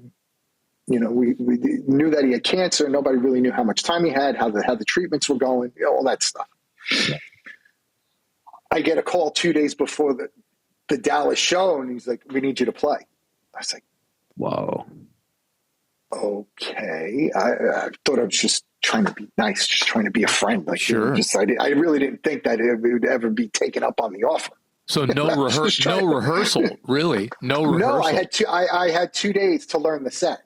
Yeah, but no rehearsal with band. Oh no. The first time I played with them was on stage. I know all about that. Wow. That I know all about no rehearsal. Yeah. And so I have Alex send me send me the set list. Yeah. And I had seen them play together a few times over the years. They would be close by or whatever. I would go out to see them. Right. But not really paying a whole lot of attention to how they were doing it. Just hanging out, just watching the show. Right. So they sent me the set list, and I went on YouTube and I was trying to see how they would do like all their live versions and stuff, because it was a lot of it's completely different. And it was like, all right, so this song starts this way, it ends this way. So I was just trying to get the beginnings and the endings of everything, and it's like the rest of it you can kind of like fudge your way through. And Yeah. we got through the show without any major train wrecks, which I couldn't believe it. Wow. And so then that was it. It was like, all right, I'll see you the next Hookers and Blow gig, Alex, whatever. Right. And then Alex kept on like asking me, can you do this show? Can you do this show? Can you do this? And then it got to a point, what are you doing the rest of the year? Wow. And at that point the only thing that I had going on, I was going to Europe for a few weeks with a pale horse named Death. Mm-hmm. And I said, other than that, I'll keep my calendar open. Right. And going forward the next year, Frankie's his health is getting worse, and his health's deteriorating and stuff. And now he's starting to get everything in order about what he wants to see happen after he passes away. Right. And it was like, ask Kelly to do it. Yeah. So that's when I stayed on. Yeah. And then so now it's that'll be, this year is 5 years since Frankie passed, right? And I was playing almost a year before he passed away. When you start to study Frankie's playing, because you're basically going to have to imitate it and maybe add some of your own stuff, but the foundation is Frankie, right? So when you're studying Frankie Banali's playing, did you learn anything about his technique or his style that impressed you or that you found difficult? His live show, some of the stuff when he would perform live, a lot of it was like he was like putting on a clinic. He was doing so. I mean, it was cool stuff and a little bit crazy. And I've always admired his playing. Even when Mental Health came out, I had just picked up drumsticks. The guy was a huge influence on me, and it basically it's that formula with Quiet Riot. It's Bonham playing AC/DC. Right. Yeah. I was going to say, it's not too far from where you are stylistically. Right. Your influences are the same. He's very Bonham. His setup is very Bonham. I kept the backline the same. The backline specs, they're all the same, except I was like, if I can get, because I'm endorsed by Gretsch and Sabian, I was like, if I could get Gretsch or Sabian, that would be preferred. But the sizes and the layout and everything, it's all the same. And I came from that, growing up from that school of that kind of playing. I mean, Frankie's way more than I come from a less is more. I'm more meat and potatoes. Frankie would do a lot of cool stuff. So some of this stuff I was like, that's cool. I got to learn how to do that. To keep some of it in there. But there was a conscious effort to try to, because of who's in the lineup at the time, and it was like trying to be more respectful to what was there previously, right. And so some of the stuff I went back to simplifying it, just play what's there, and then there was a couple of things that I kept, and then I got a little bit comfortable where what I've noticed about Frankie's playing, which I didn't realize it until was playing his stuff. He really plays on top of the beat, which I didn't. It has this feel of being behind it, but it's actually on top of it, which is like AC/DC. Everything's right on top, like like right there. And when Rudy joined the band, we rehearsed, because we never rehearse, but we rehearsed when Rudy joined the band. And I asked him, I was like, is there anything that you want me to change? Like anything that the way you guys used to do it or something, like, and he was like, he picked up, he goes, you play behind the beat. So he goes, I'll adjust my playing to work with you. Oh, wow. I was like, okay. I was like, if there's something, something specific or, whatever, just let me know. I'll do it. Yeah. And so that was like, I'm a little bit more behind. Frankie's more on top of the beat. And, but yeah, a lot of the stuff, it was like going to school. When you say when Rudy joined the band, so when you first joined Quiet Riot, was Chuck Wright playing bass? Yes. Okay. And then Rudy comes back. That's another thing I wanted to ask you. When you travel with Rudy Sarzo and you spend so much time with him, I mean, come on, man. I mean, Rudy Sarzo, what kind of He's got stories. That's what I was getting. That's you know exactly where I'm going. Tell me something he shared with you, either about Randy Rhoads or Ozzy or, He is always, when he talks about Randy, it's always very endearing. Yeah. You could tell that he genuinely loved the guy. Yeah. Yeah. And one of the things I got a kick out of, like, was when Ozzy shaved his head. Yeah. Yeah. Like, he shaved his head in protest because he didn't want to play. He was like, if I shave my head, they won't make me perform. Why didn't he want to play? I don't remember that being the reason. He didn't want to play, like wow. And so obviously, like, he's going to play. Right. And so then Rudy was tasked with getting the wigs. and Rudy would cut the hair on the wigs and stuff. Oh, that's hysterical. Right. And at, the first time, Ozzy goes out with the wig on and stuff, and it's like, I think he was instructed, like, like Sharon told him, don't take the wig off or whatever, and he was like, you want to see something crazy? and then it became an every show thing. It became a thing where Ozzy would pull the wig off, so Rudy would always have to, like, get the wigs and cut the hair every night, Right. Wow. But Rudy is the total gentleman, total diplomat, never says a bad thing about anybody. Yeah. I love Rudy Sarzo. He's a very, very, very sweet guy. Very, We were lucky enough to have him on the podcast one time, and we're all about the same age here. And I remember when Quiet Riot was blowing up on MTV, I just thought Rudy Sarzo was the coolest looking dude out there. And then so I think it's cool that you get to spend so much time with him because you, like us, grew up watching MTV. Grew up fans, yeah. Yeah, MTV. MTV at the time was, Michael Jackson and Pat Benatar, and here comes this metal band, basically, and it was the first time you saw something that was like hard rock. Well, let me put this out there. Like, Brooklyn was like the last place on the planet to get cable television. Yeah.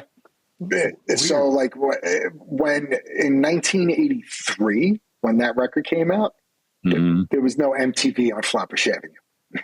Wow. That's not fair. It didn't exist. Wow. I mean, shit. I used to have to, when Headbangers Ball. That was later. A thing. Yeah, later. Friends of mine that I, like, played with in Long Island, they would tape it and give me the tape, and that's how I would watch it. Yeah. Wow. Yeah. Yeah, because I was like, I think I was like 19 or 20 until I actually had MTV in my own house.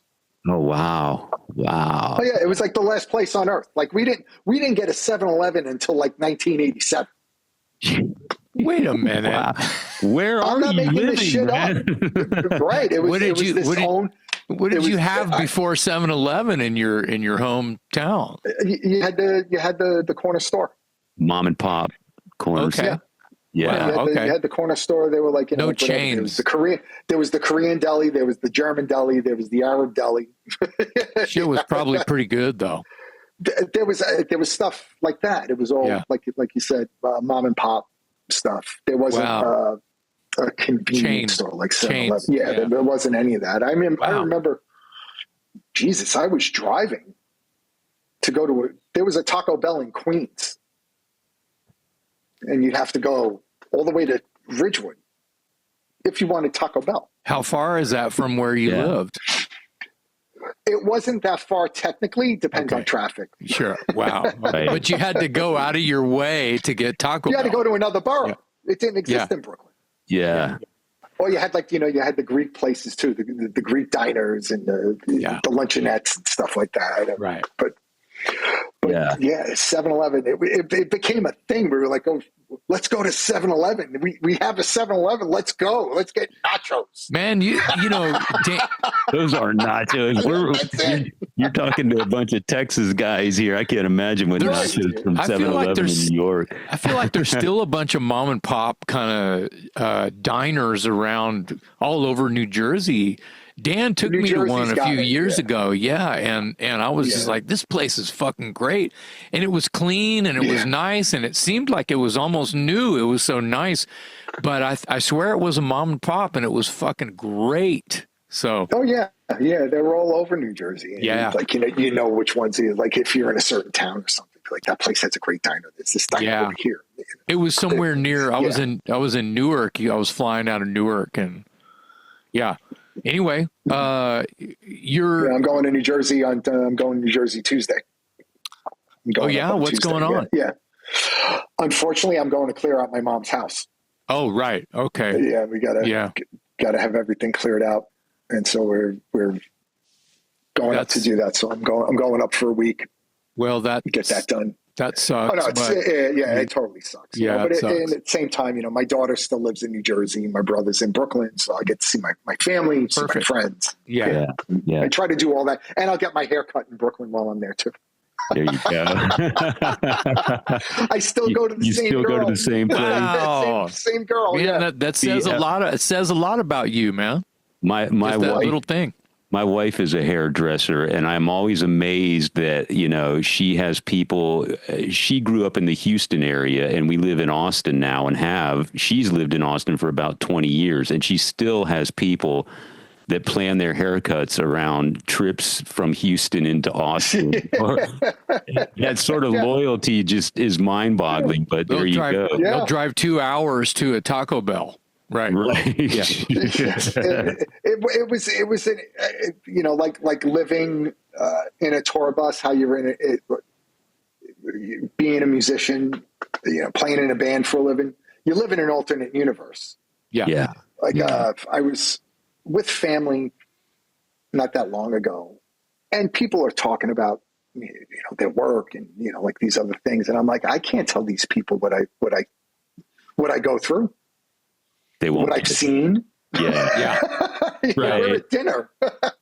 Yeah. we're having dinner. You don't want to talk about my job right now. Can you pass the potatoes? Yeah, exactly. I'd like to hear some of those stories, man. But it's an alternate universe. Yeah. Sure. Yeah. And as you get older, like my girls now are at an age, my daughter just turned 24. My stepdaughter's going to be 26. Now I could start telling them a few of the stories. Like they just thought that dad, just played in a band and, whatever. Yeah. And now I tell them some of the stories. They're like, Jesus Christ. Right. Yeah. Well, when you are having Thanksgiving dinner around family or whatever, what is the common misperception about what you do for a living? No, everybody in my family, like I said, there's a lot of musicians in my family. Yeah. And they just see it as I've been able to maintain to, earn a living. Right. Okay. I mean, that I've been able to do that. And, but they always, my mother always thought I was a good son. I was very close with both my parents, and which would be funny when I would tell my mom, I'd be like, yeah, but, like even down here, I mean, my mother was pretty pissed that I moved to Texas. Oh shit! Yeah. My mother got pissed when I moved to Staten Island. Yeah, I'm just going to be down the road. Staten Island. Yeah, it's just a bridge. Yeah, right. Oh, you'll never see me there. Her sister lived 10 minutes away from me. Oh shit! Yeah. Wow. And then she got mad. I moved to Jersey. I did the Italian pilgrimage. I left Brooklyn, Staten Island, reached the promised land in New Jersey. And then I went to Texas. But I would I was a good son. I call my mother multiple times a week, and I would ask her.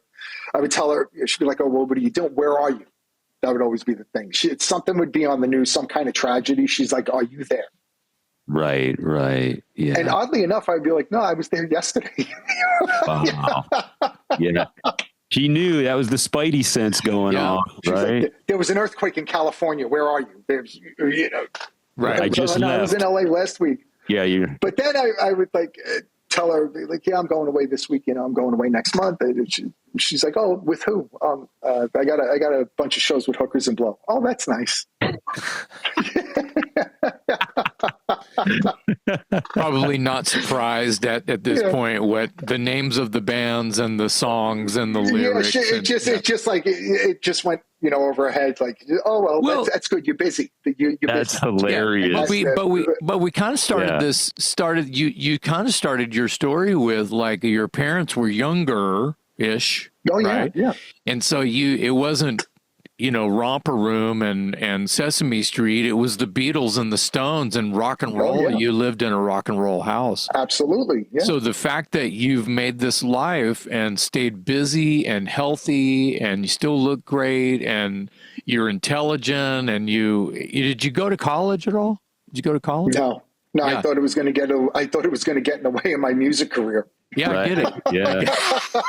Probably would have. I get it. I could have been a doctor before any of that happened. Maybe they were, you said your parents were happy that you were a postman. Yeah. Yeah. I tried, what did I try? I tried to become a cop. Wow. Okay. Yeah, I tried. I took all these things. I'm not a real super spiritual person. I have faith, and there's definitely a higher power. But so, like my dad, I was very close with my dad. Right, my dad passed away in 2009 at 60 years old. And wow, so young. Always, very close. And like I said, very close to both my parents. And my dad loved it. My dad, he'd become like a total liability. We bring him to shows. My brother would be like, I'm not taking dad to any more shows. Wow. He'd have too much fun. Yeah. Right. Uh-oh. He had too much fun. And my brother would be like, he goes, I can't watch him all night. Right. And he needs watching. Yeah. Wow, so your dad was a crazy rocker too? He was just My father, my father. I remember as a kid, my dad always going to concerts and stuff, and he'd come home. I think he went to go see Bowie at the Garden or something like that. He goes, I met Paul Stanley last night. I was like, shut up. No, you didn't. No way. He's like, yeah. He goes, I recognized them. And, but yeah, he saw the Stones. Even later on in life, like I went to go see the Stones at Giant Stadium. I was like, my dad's here somewhere. Yeah. Like talking to him, I was like, yeah, I'm going to see the Stones. He's like, oh yeah, him and his wife. They were like, yeah, we got tickets. And I'm like, my dad's here somewhere. There's like whatever 85,000 people there and stuff. And I'm looking around and I see him. He's like right against the stage, and he sees me. Waves, hey, what's up? Well, you didn't have to watch him that night. No, he was with his wife. Yeah. She was watching him that night. Yeah. Was there any particular episode where you and your brother were like, okay, that's the last straw. We can't have dad showing up at the shows anymore? I think there was one show we were playing with Pantera at the Nassau Coliseum.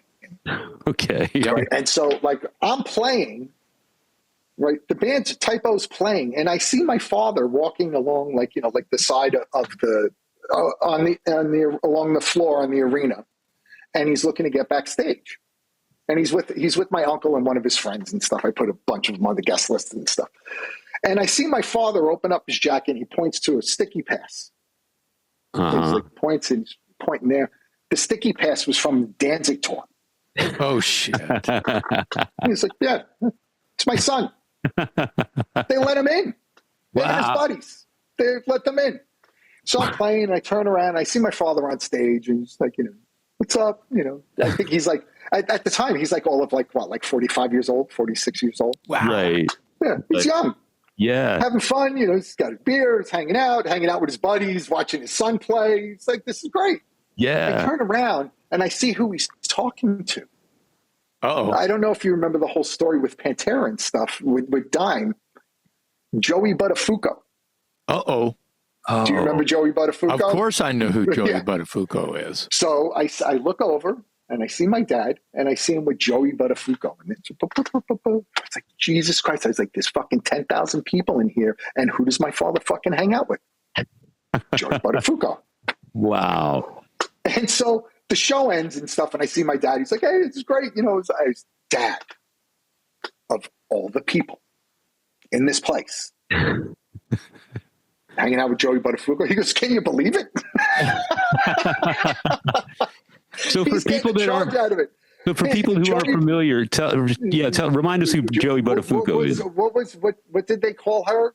What was they did a movie about her? Like, Long Island Lolita. Long Island. Yes, Yeah. the Long Island Lolita. Okay. And so, anyway, Joey Buttafuoco winds up becoming a character. He was like on Howard Stern, and his persona is starting to take that of something bigger than just being a body shop guy in Long Island. Right.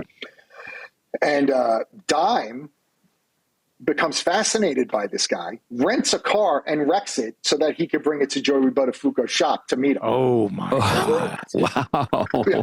A dime prank. Oh. Yeah, a dime prank. So then Dime has Joey come to the show. Yeah. And Joey, for some reason, starts talking to my dad. And I was like, what were you guys talking about? He goes, it's the funniest thing. He goes, he sees me, right? Joey's saying this to my father. He sees me and goes, what are you doing here? You recognize like him? they know each other. I'm here to see my son. Joey thought that he knew my father. He thought my father was somebody that he knew. And it wound up he wasn't, but it was funny. Wow. Bringing my mom to shows was different. Yeah. My mother hated crowds. Even though my mother saw the Stones pregnant. Wow. With you? With my brother. With your brother. Okay. Something like that. All right. Wow. And she That's kind of cool. Stones pregnant. She liked rock and roll. She liked rock and roll. Yeah, she did. Yeah. She was at JFK when the Beatles came to America. Holy shit. Right. And I think she was like, I don't know, like 14, something like that. Running around Manhattan looking for their hotel. And yeah. She probably had some influence. Her girly buddies probably running around like a bunch of cats, Yeah. So like anytime they would show, like if I was with my mom, we would be watching something about the Beatles or something like that, and they would show footage of like JFK. She'd always be like, she was always terrified of being seen in the footage. Right. That's kind of cute, actually. That is cute. Yeah. So I only brought her. She only came to 2 shows.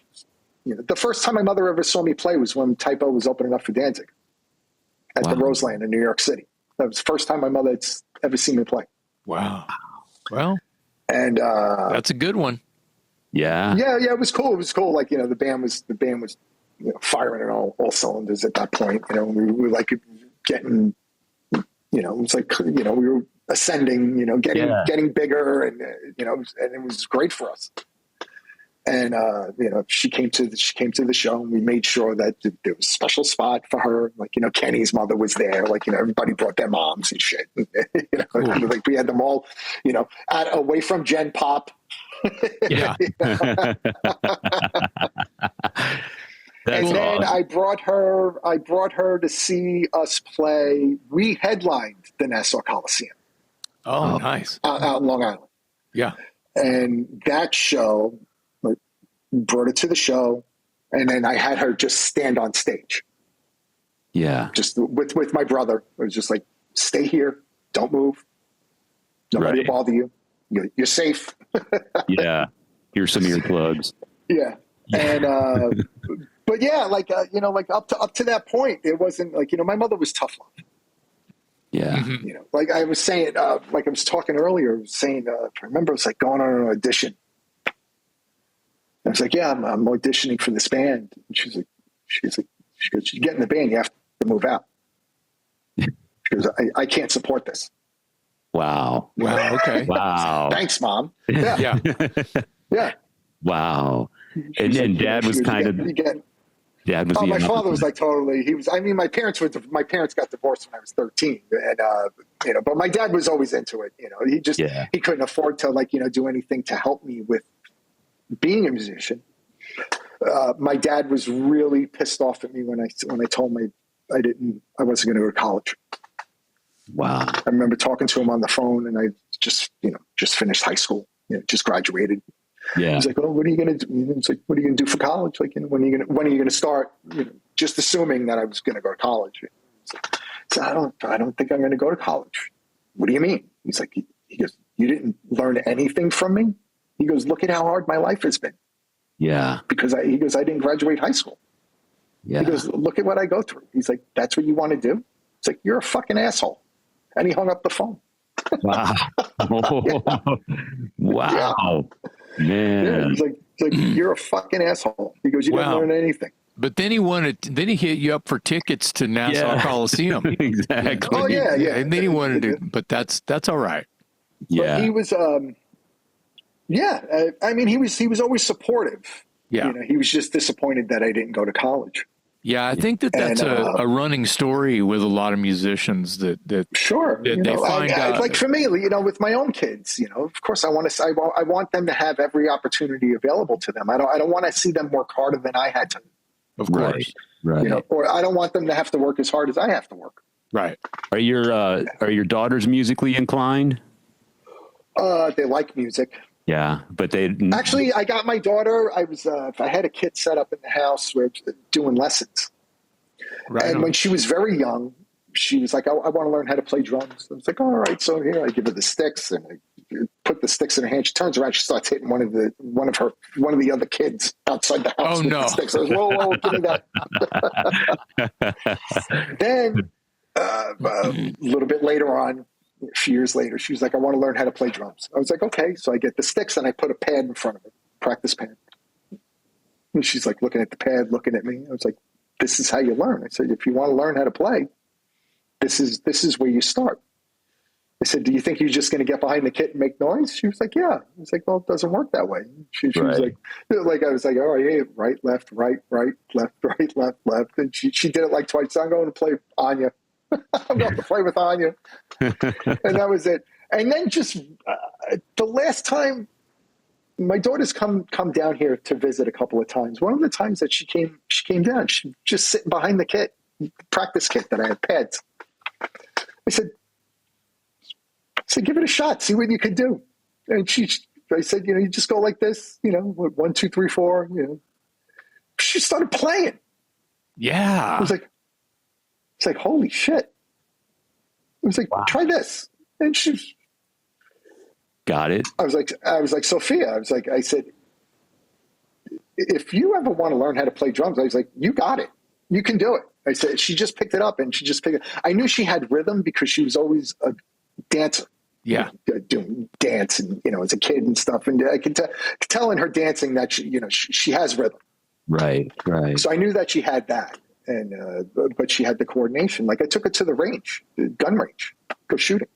Yeah. She'd never touched the gun in her life. She put like a hole, like right in the center of the target. It was like, wow, who are you? Yeah. I shoot a target. It looks like Swiss cheese. It's all over the place. And she was just like, bang, bang, bang, bang, bang. Wow. Secret assassin. Yeah. And her boyfriend's a West Point grad. Wow. Right. So actually, they're talking about taking me shooting when I go up there this week. Wow. Nice. I said, he better not piss you off. I said, you're a good shot. Yeah, right. Hey, can I put an edit on this real quick and give me 2 minutes to go check on something and I'll come right back and we can finish this up? Go do it. Yeah, sure. Go do it, Dave. Yeah. Okay. Thanks. Dan tried calling me during this. He just tried calling me a few Oh, minutes I ago. heard your phone beep. Yeah. Yeah. Does he know that I forgot that he knew that we were, let's see, I got a text here. Might be Dan. He's supposed to be shooting a video today. No, mine's not Dan. And, but I told him, he got in touch with me. He was like, you're supposed to be doing an interview with Jason now. I was excited to talk to you, bro. I was like, cause I had no idea. Jamie had me scheduled with another guy, and she goes, I'm at your interview. I was like, I'm doing my interview right now. Oh, okay. I was like, and I'm like, where are you? She said, like, who are you with? I was like, I'm with Scott. And she was like, oh, right. Shit. Well, on our end, because she chimed in, we were in my Zoom room, and she chimed in and said, he'll be here in a minute, and then it, we know you were in the middle of it. Yeah, that's fine. And she says, oh, I'm looking at my schedule. He's not scheduled till the 13th, and it's like, no, that's the wrong date. Because we had it on our calendar, correct. All big deal. No big deal. I'm glad that it worked out. But so then Dan sent me your number. And I was like, and I just told Jamie, I said, I'll take care of it. Yeah. I said, we got it sorted out. This is better. This is way better of like a hangout anyway. So it's these are fun. I enjoy doing this. Oh, good. Sorry about that. There's always like a story. Like I said, there's no 401k. I got tons of stories. Yeah, that's right. Sorry about the break. I have plans with my son today, so I wanted to tell him we were running a little bit. Nice, yeah. We can wrap it up. Let's move forward. I wanted to get back to my dad, right? Yeah. At school, right? So I was saying, it's like, like it's going to get in the way of my music career because at 18 years old, I figured I was going to be retired by 30. Yeah. Right. Still waiting, right? Yeah. Right. Yeah. I'm going to be 57 in 3 weeks. I'm still waiting. Yeah. So then like a year goes by. I'm like 19 years old. I haven't done shit. I'm just working, and I was like, you know what? Maybe I'll go to school. Okay. I'll take some courses, maybe learn about music theory, take some courses to apply it to my successful music career. Right. And so I go to the community college, like where Peter went, it's like, Kingsborough College in Brooklyn. And I go there and I sit there all day, and I have all the applications and stuff, to get enrolled. And it's finally my turn to go to the counter. And I get to the counter, and the woman closes the gate. I was like, what are you doing? I was like, I've been here since this morning. She was like, we're closed. We're done. You have to come back tomorrow. I took it as a sign from God. I was like, all right, I'll come back tomorrow. I didn't go. Wow. And then the same thing, a little bit later on, maybe like another year later, I was just trying to get a job as a cop, NYPD. First, I took the test for Suffolk County, whatever, sheriff or whatever. That's out in Long Island, eastern Long Island. And I passed the test, but it was they're very particular. Like, you have to have they only take like the first 1%. I didn't score anywhere near that. So I was like, all right, I'll apply for NYPD. Like, the test is coming up soon, whatever. And this is obviously years before the internet. Right. So you go get a money order, you send the money order in with your application, and then they mail you back the test the date for you to take the test. And I send it in, and I don't hear anything, for a long time. And then I call, and it's like, hey, when's the test? It's like, oh, the test happened a month ago. I was like, I never got my test date. You got my $20. It's like, I sent you $20 for with the application. They were like, oh, what's your name? Like, whatever they did, Week later, I got a check from the NYPD with a refund for my thing, and it was like, it's an act from God. Like, there's another plan for me. Right. Because like the stuff that I was trying to do, otherwise, Even that wasn't working out. Right. Tried to be a cop, tried to go to school, tried to. Yeah. You're over here trying real hard to do the right thing. Obviously. And then I got the job at the post office, and I'm like one of the few. The post office, like the mailman, is like the hardest job to get fired from. Wow. Oh yeah. Yeah. I mean, like, this is at the end of the 80s, like, 88, 89. And so there's a lot of guys like, were like, like Vietnam vets and stuff like that. And like these guys would like, have things, they would literally just disappear for weeks, months. Yeah. Walk into the shop one day, like they took a day off. Wow. Nobody would say shit. Hey, what's up? How you been? Meanwhile, the mail's all piled up in the corner. Right. And what would happen was, because I was the kid and I had no seniority, they would put the kid on these routes. And so I wound up cleaning up all these routes and stuff because I was just a kid. I didn't want to work. But I was like, I'd work, clean up, work, go home and go to sleep. Because the post office is like literally like 10 minutes from where I live. So I go home, go to sleep, then go out in the clubs and play and stuff like that. Stay out till like 3 o'clock in the morning, be at work at 7. That's a busy life, maybe good life when you're young. You got a solid paycheck. You don't have rent. Yeah, it wasn't paying well because there was no way I could like live on my own. I couldn't afford to live on my own on that money. But it was a steady job. It was a good job. It had benefits and stuff. And so when I quit to go with Dice, I was like, oh, I'll quit. I was like, half of it I had vacation because I didn't take any vacation days, and I had a couple of weeks vacation left. It's like, I'll just take time, I'll just go and I'll come back like everybody else does. In 88, fire me. in 88 and 89, we had Dice on, like, we had VHS tapes of Dice's show from every. Oh yeah, this is pre-Comedy Central, right? So just whatever late night, we would listen to Dice and all kinds of comedy on the tour bus daily. It literally was huge. Yes, massive. He got banned from MTV, and there was the whole thing with like Saturday Night Live. And he was like Public Enemy #1, and they were like, "We got to put this guy on the road." Yeah, right. And they seized the moment. They capitalized on it. I remember at the time, the only tour that was hotter, that was doing better, was the Stones. Like when they had like the whatever Polestar thing. Yeah, they were showing like the biggest tours. Dice was like the biggest thing. He was like playing a comedian, playing arenas, selling them out. Right. There was nobody else doing that back then. There was nobody like that. Yeah, we had George Carlin wasn't playing arenas, or Rodney Dangerfield and theaters, maybe. No, but, we had Don. We had Don Jameson on this show, and Don's awesome. Yeah, he got one of his early breaks as the opening act, touring. I guess Dice was doing clubs back in those days. But did you ever cross paths with Don while you were on the road with Dice, or was Don no part of that? That was two separate things. I was 21 years old. This was 1989. Oh yeah.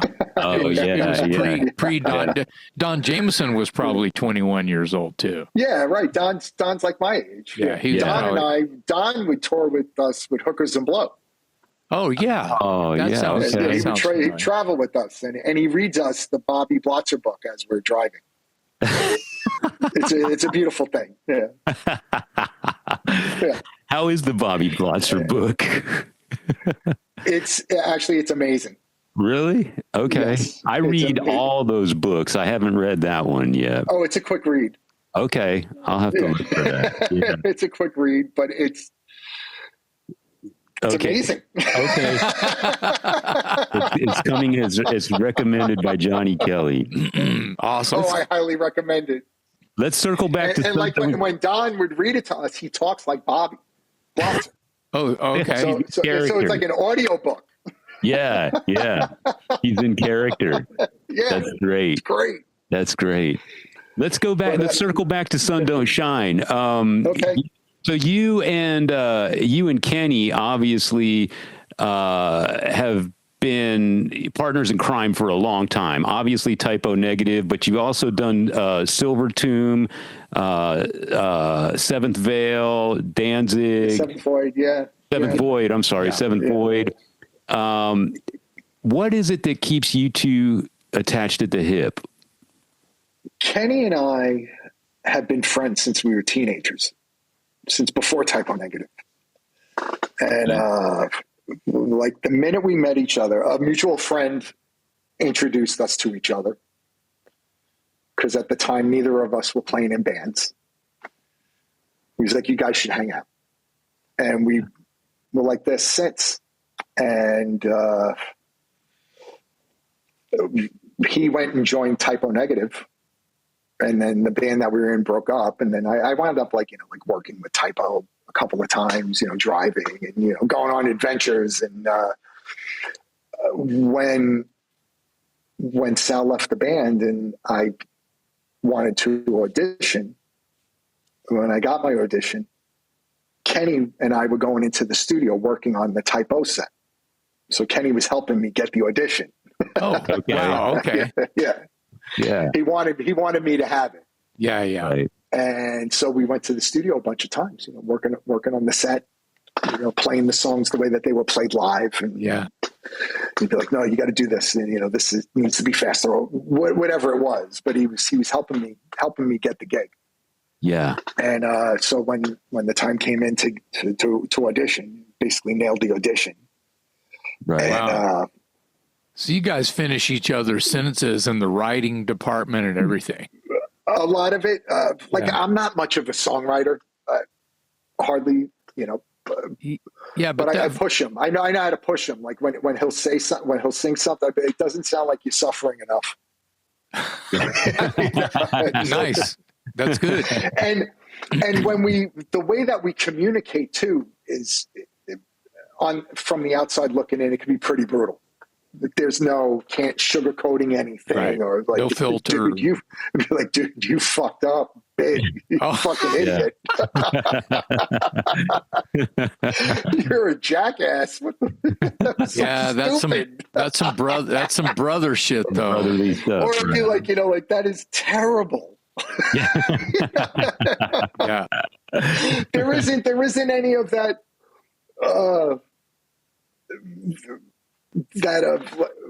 That candy coating anything, or being supportive that way. Maybe you got another better take in you, something like that. And be like, that was fucking terrible. Yeah. What the fuck is that? So like when we're working on music together, it's this shit's just being thrown at each other, and but I understand his language, right? Yeah, and he understands mine, and we know how each other works, and I think that I push him to be better. Yeah. And he does it to me too. Yeah. But a lot of the times though, because we've been playing together for so long, and it was the same thing, like working on Type O music, you become in tune with each other, and you kind of, you know how to answer the next part of that sentence. Right. Right. So when you start working on music, Kenny will send me something, and you kind of like instinctually know what he's going to want, right, or what he's thinking. Where and then going. sometimes I'll try to challenge myself to think outside of that in some way, something, do something a little different. And but musically, making music together, we're very much on the same page, and it's kind of like we've been together for so long, like So even though your approach towards each other is brutally honest, you've never gotten to a point where you've come to blows and stormed away from each other. And no, never. Yeah, obviously not, because you've been in multiple. Never got to that. Yeah, well, we get mad at each other all the time. Sure. You're a fucking asshole. Yeah, right. That's it. Yeah, be back here for rehearsal tomorrow. I feel like Todd and Kirk have that same relationship, though. They're way nicer to each other. Well, I mean, as far as like known each other forever, creating, and they crawled out from under the same rock. That's right. Right. That's right. They understand each other's dynamic, and they know how to work with each other. So it was a genuine concern of mine when we were getting together, because I know how Kenny and I are. Yeah. With each other. Yeah. And that's not going to change regardless of who else we're working with. This is how we communicate. Right. Right. And I was like, before we got in the room, I was like, yeah. And I've known Kirk and Todd for like 30 years. We've always been friends. Every time, we get together, it was always a lot of laughs, have a bunch of drinks. And, it was always fun. And they're really sweet guys. Yeah. Yeah. But now we're getting in a room together and we're going to start working on music. And I don't know how they work. And I don't know what kind of impression they're going to get from watching Kenny and I work together. Right. Yeah. And might want to leave. You're worried that they might not have thick enough skin to put up with you and Kenny. Right. Or be like watching like a car accident happen in front of you, or the Kirk and Todd going, what did I just get involved in? This is awful. These guys are terrible. They're awful human beings to each other. Right. I think that Sun Don't Shine has a lot of crossover in it, yet still doesn't exactly sound like Typo meets Crowbar or Down, or when we know first what I mean? got together. Yes. Yeah. I do. Because when the idea was first brought up, Yeah. and I'm thinking, well, you got guys from Typo, you got guys from Crowbar. This is probably going to be like the heaviest thing ever. Right. Because on paper, that's what you would expect. Sure. It's melodic rock, though. There's a lot of melody in it. Yeah. Yes. And yes. Kenny sings his ass off. Yeah, the vocals are incredible. Beautiful voice, man. Yeah, I try to push him to be, there were a few things I was like, I don't like the vocal track. Like, you don't sound like you're suffering enough. Strong melodies, though. That's my compliment. Yeah, there is. And it caught me off guard. Wow, yeah. I wasn't expecting it to be as like classic rock sounding, because a lot of it does. And it's like a lot of things. There were certain things where we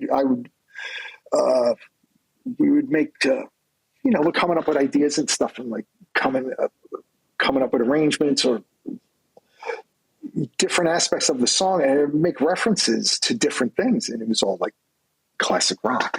Like I said, do like a walking bass line, like Sly and the Family Stone bass line here, like something like that. And everybody was in tune with it, in tune with that language of speaking with each other that way. Of course, I'm a lot nicer and more diplomatic when I deal with Kirk and Todd. Yeah. But Kenny's a different story. Yeah. I love that you have that chemistry and it works. Because when I hear the Sun Don't Shine stuff, I'm with Jason. I'm thinking, okay, you got Typo and you got Crowbar, and I'm thinking this is going to just be all sludgy and heavy. But there is a lot of melody, and I hear in Kenny, I hear some Ozzy qualities to his vocals. There's times when I hear a lot of Soundgarden and Chris Cornell, and I think that, if you take Soundgarden, for example, I would say a lot of their influences could be traced back to classic rock. Certainly Black Sabbath. Absolutely, there's an undeniable Sabbath and Zeppelin. DNA in Soundgarden's music. It was presented in a different way, but the DNA is totally Sabbath and Zeppelin. Oh yeah. Yeah, and that's what I think. I remember reading an interview with Chris Cornell, and he was saying, "Oh, I never listened to Sabbath or Zeppelin." I was like, "This guy is so full of shit." Yeah, it must have been sarcasm, and it doesn't come across in print. Right. It never does. Well, that's what I want people to know about Sun Don't Shine, because if on paper they're reading, the members of the band and who's involved, they're going to have a certain perception, and I want people to I want people to listen with their own ears and hear some of the things that we're talking about today. There is melody, there is a lot of classic rock influence, and I find that because of those things, it's probably more accessible to a wider audience than it might be if you just took the names off the page and said, "Whoa, this is going to be something." It really it caught me off guard the most. Yeah. because it really was not what I was expecting when I was hearing these riffs and stuff. And it's like when I walked into the room for the first time and I'm hearing this stuff, I was like, not what I expected. But Well, I was like, I like it. I think it's really cool, but this is not in the brochure. Yeah. Well, I would like to think, and I guess I'm just, because I'm speaking for myself, it's a pleasant surprise. Yeah. Because it's so good. And you know what? It has a sweet sound, and it's undeniable when you hear the Kirk riff. Yeah, you can hear the Kirk riff and you go, oh shit.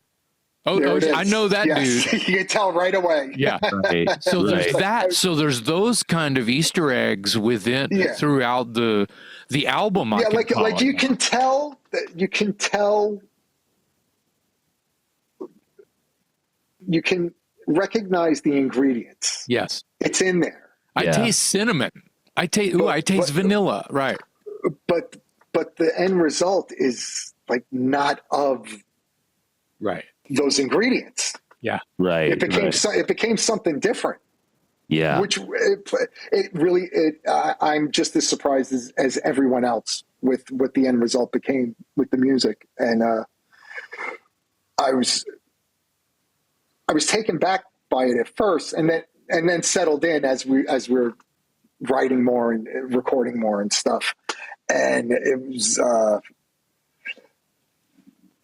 not what I expected, but I wound up enjoying it a lot. Yeah. Yeah. And it really is a lot of fun. And that's, to me, doing things like that, it's like, you're not motivated by the money. No way. Right. Because you're going in knowing there is none. Right. There is none. Right. So hats off to Andrew for making this just happen, because the four the minds that are together. There's something there. Yeah. There's something there, and it is just genuinely enjoyable to do. I mean, it's cool because there's something, creatively being done. Right. We're not just going in there and doing some kind of like paint by numbers thing and just throwing something together or whatever. It isn't like that. It's doing something cool just for the sake of doing something cool. At least that's what I get out of it. Yeah. Yeah. It's like, for all the potential of it to fall into one or the other rut, it could easily sound like Crowbar. It could easily sound like Typo Negative. But what you're saying is there's actually something organic going on among the four people that's creating something that's not either one of those things. It's something new and fresh is coming out of it. What's cool for me is too, I've been able to take on a different role with that band too. I played do a lot of the arranging. They're coming up with all these parts and stuff like that. And then I've been the one that's been like, we're going to put this here, we'll do this, and then I'll do that with the engineer, and I'll write, guys, come in. Wow. Kick them out. I keep them out of the room. It's like, give me and Dwayne a few minutes. Give us a few minutes. That's still part of composition. The arrangement is huge. Yeah.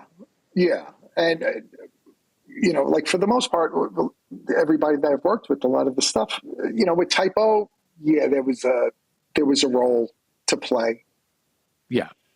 In the creative aspect. But at the end of the day, it was always, Peter. Of course. Yeah. Yeah. He always had the final say. Right. Fortunately for me, he wasn't really drum oriented when he wrote his music. He didn't really pay attention to it. So he pretty much had, free license to do whatever. Right. And, that was more Josh and I. Josh was producing the record, so Josh is very drum oriented. And so I do all my battles with him. Yeah. And, but Peter always his way of writing music, even though it was really unique and special and stuff, very linear. very linear, very symmetrical. Mm-hmm.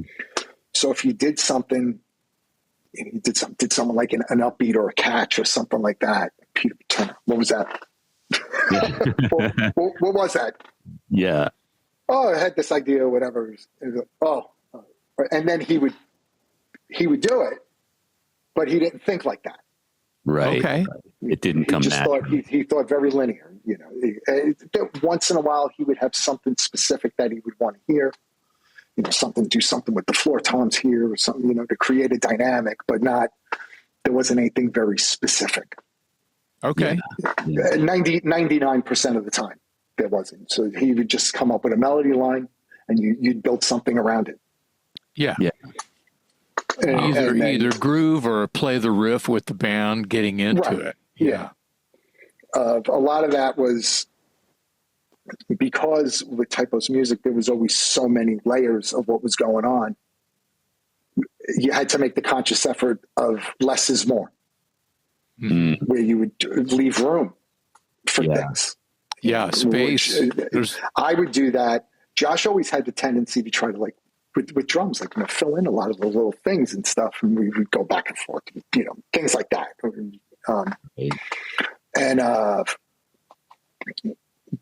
But there was always that looking ahead, which I've learned. I try to learn as a musician to try to see the bigger picture of a song. It could be really tough, especially if you're not. I'm not coming up with the riff. I'm not coming up with the idea. It's not coming from my vision or my heart or whatever. I'm just being presented riffs. Mm-hmm. Correct.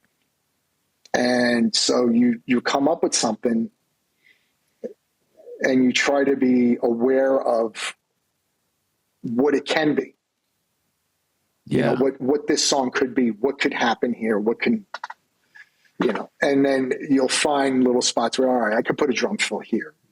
This will be a cool spot for a fill here. And the rest of it, the rest of the verse or whatever, the guitar solo, here's a guitar solo spot, keep it simple or, but you try to be cognizant of the bigger picture instead of just focusing on the riff and just playing to the riff or, trying to fill in all those spots to try to take up all the air in the room. Right. There's a lot to be said for space, right? And that's been a learning process. And especially with working with bands like Sun Don't Shine and like Patriarchs in Black and stuff, especially now when you're working remotely, you're not even in a room with people most of the time. Yeah, I was going to comment on Sun Don't Shine about how Andrew was, getting you guys and making sure you were in a room together. Yeah. As you're putting these germs together, these spawned ideas together, and then doesn't matter that you're in and out of there. You're there to go, okay, all right, cool. And you get stuff on tape and you're able to leave and. Right. And you pick up, you like we were saying before, finish each other's sentences and stuff. And you have that language, that communication of being in a room together and developing something on the spot. Yeah. And you're getting feedback from other people instantly instead of me sending a drum track, doing a whole drum track, sending it. All right, what do you think? Let me know what you think. All right, this needs to be changed here. This needs to be changed there. But when you're working with people in in an intimate setting like that, it becomes something different. Yeah, it's the best way to do it. Tried and true. That's the way the classic guys did it. That's how rock and roll was. That's why you got those. That's why you have those great songs from those great artists. They lived together in a studio, in a rehearsal room, in a garage somewhere, and that's how all of the bands. When you're younger, that's how everybody convened. Yeah. You came up with your shit. You released it on the world. But it's a hive mind. And you don't have that connection when you're doing this on the internet. I think that this is a great place to sort of wrap this up. That was even with that, in the room there, because of the way that we were working, we were doing a song a day. Yeah. I'm still having that challenge of what is this going to end up being? Yeah. Sure. Yeah. So I'm trying to be mindful of that as I'm playing these tracks. So a lot of this stuff does wind up becoming very basic. So I just leave a foundation for them to build the rest of the house on. Right. Instead of, again, like trying to fill all those gaps, because now we're just working, bass, guitar, and drums, and just like working on a riff and trying to, build something under that. Yeah. And so there's still that challenge. Yeah. But not as much chance to overthink. Right. We had the morning to figure it out. Yeah. That's good. We had a few hours to figure it out, and then we track it. And then I just hope for the best. And so many times when they've sent me reps, I'm like, I have no recollection of this. Yeah. Wow. I don't remember this song. Yeah. Because now it's taken on, it's a different picture. Right. I was just doing like the outline on a blank canvas. Mm-hmm. Yeah. And now it's become a different picture, and I don't recognize the picture. Well, when you get sent, like a mix or a reference mix or a rough mix or something of a song that, that's me playing drums, but fuck, I don't remember that. That's probably. Yeah, like I know it's me. Yeah, I know I was there. It can be fun for you. Like, wow, this sandwich tastes pretty good. Who made this? Yeah. Oh, I made this. Okay.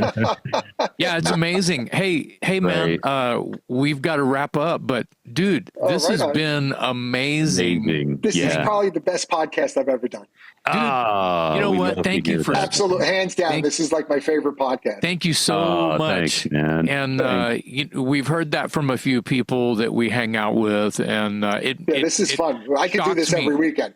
Awesome. It shocks me every we'll probably time. have you back at some point. Yeah. This is great. As you've said yourself, you've got stories for days. I don't know if you could. You might not be able to retire on them, but man, we sure enjoy hearing them. I got to figure out how to make a living from telling my stories. Yeah, right. I had this idea. Spoken word. Yes. Me and Kenny, right? Me and Kenny do a spoken word thing, just telling stories about being in typo negative. Exactly. Like on stage with a couch and a cooler. Yeah. Yep. And then a band next to us. And we talk about, that song was fucking terrible. Play that song. Yeah.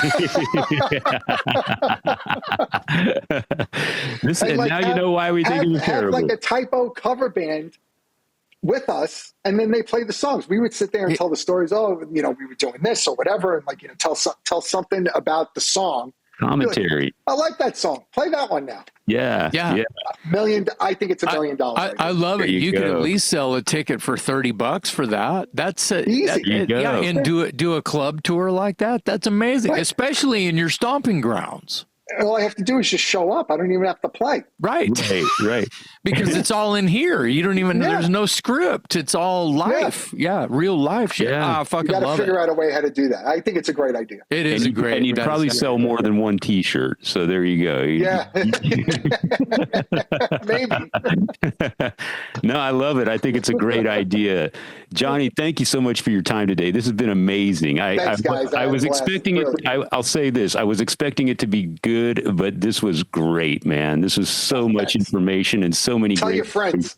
Oh, absolutely. Yeah. And you tell yours about the Talk Louder podcast. Yeah, we'd appreciate that as well. Man. This was a blast. I really had a good time. Thank you guys for having me on. Thank you so much. On behalf of my co-host, Jason McMaster, I'm Metal Dave Glessner, along with our special guest today, Johnny Kelly on the Talk Louder podcast. Yeah. So we're having Jizzy on next week.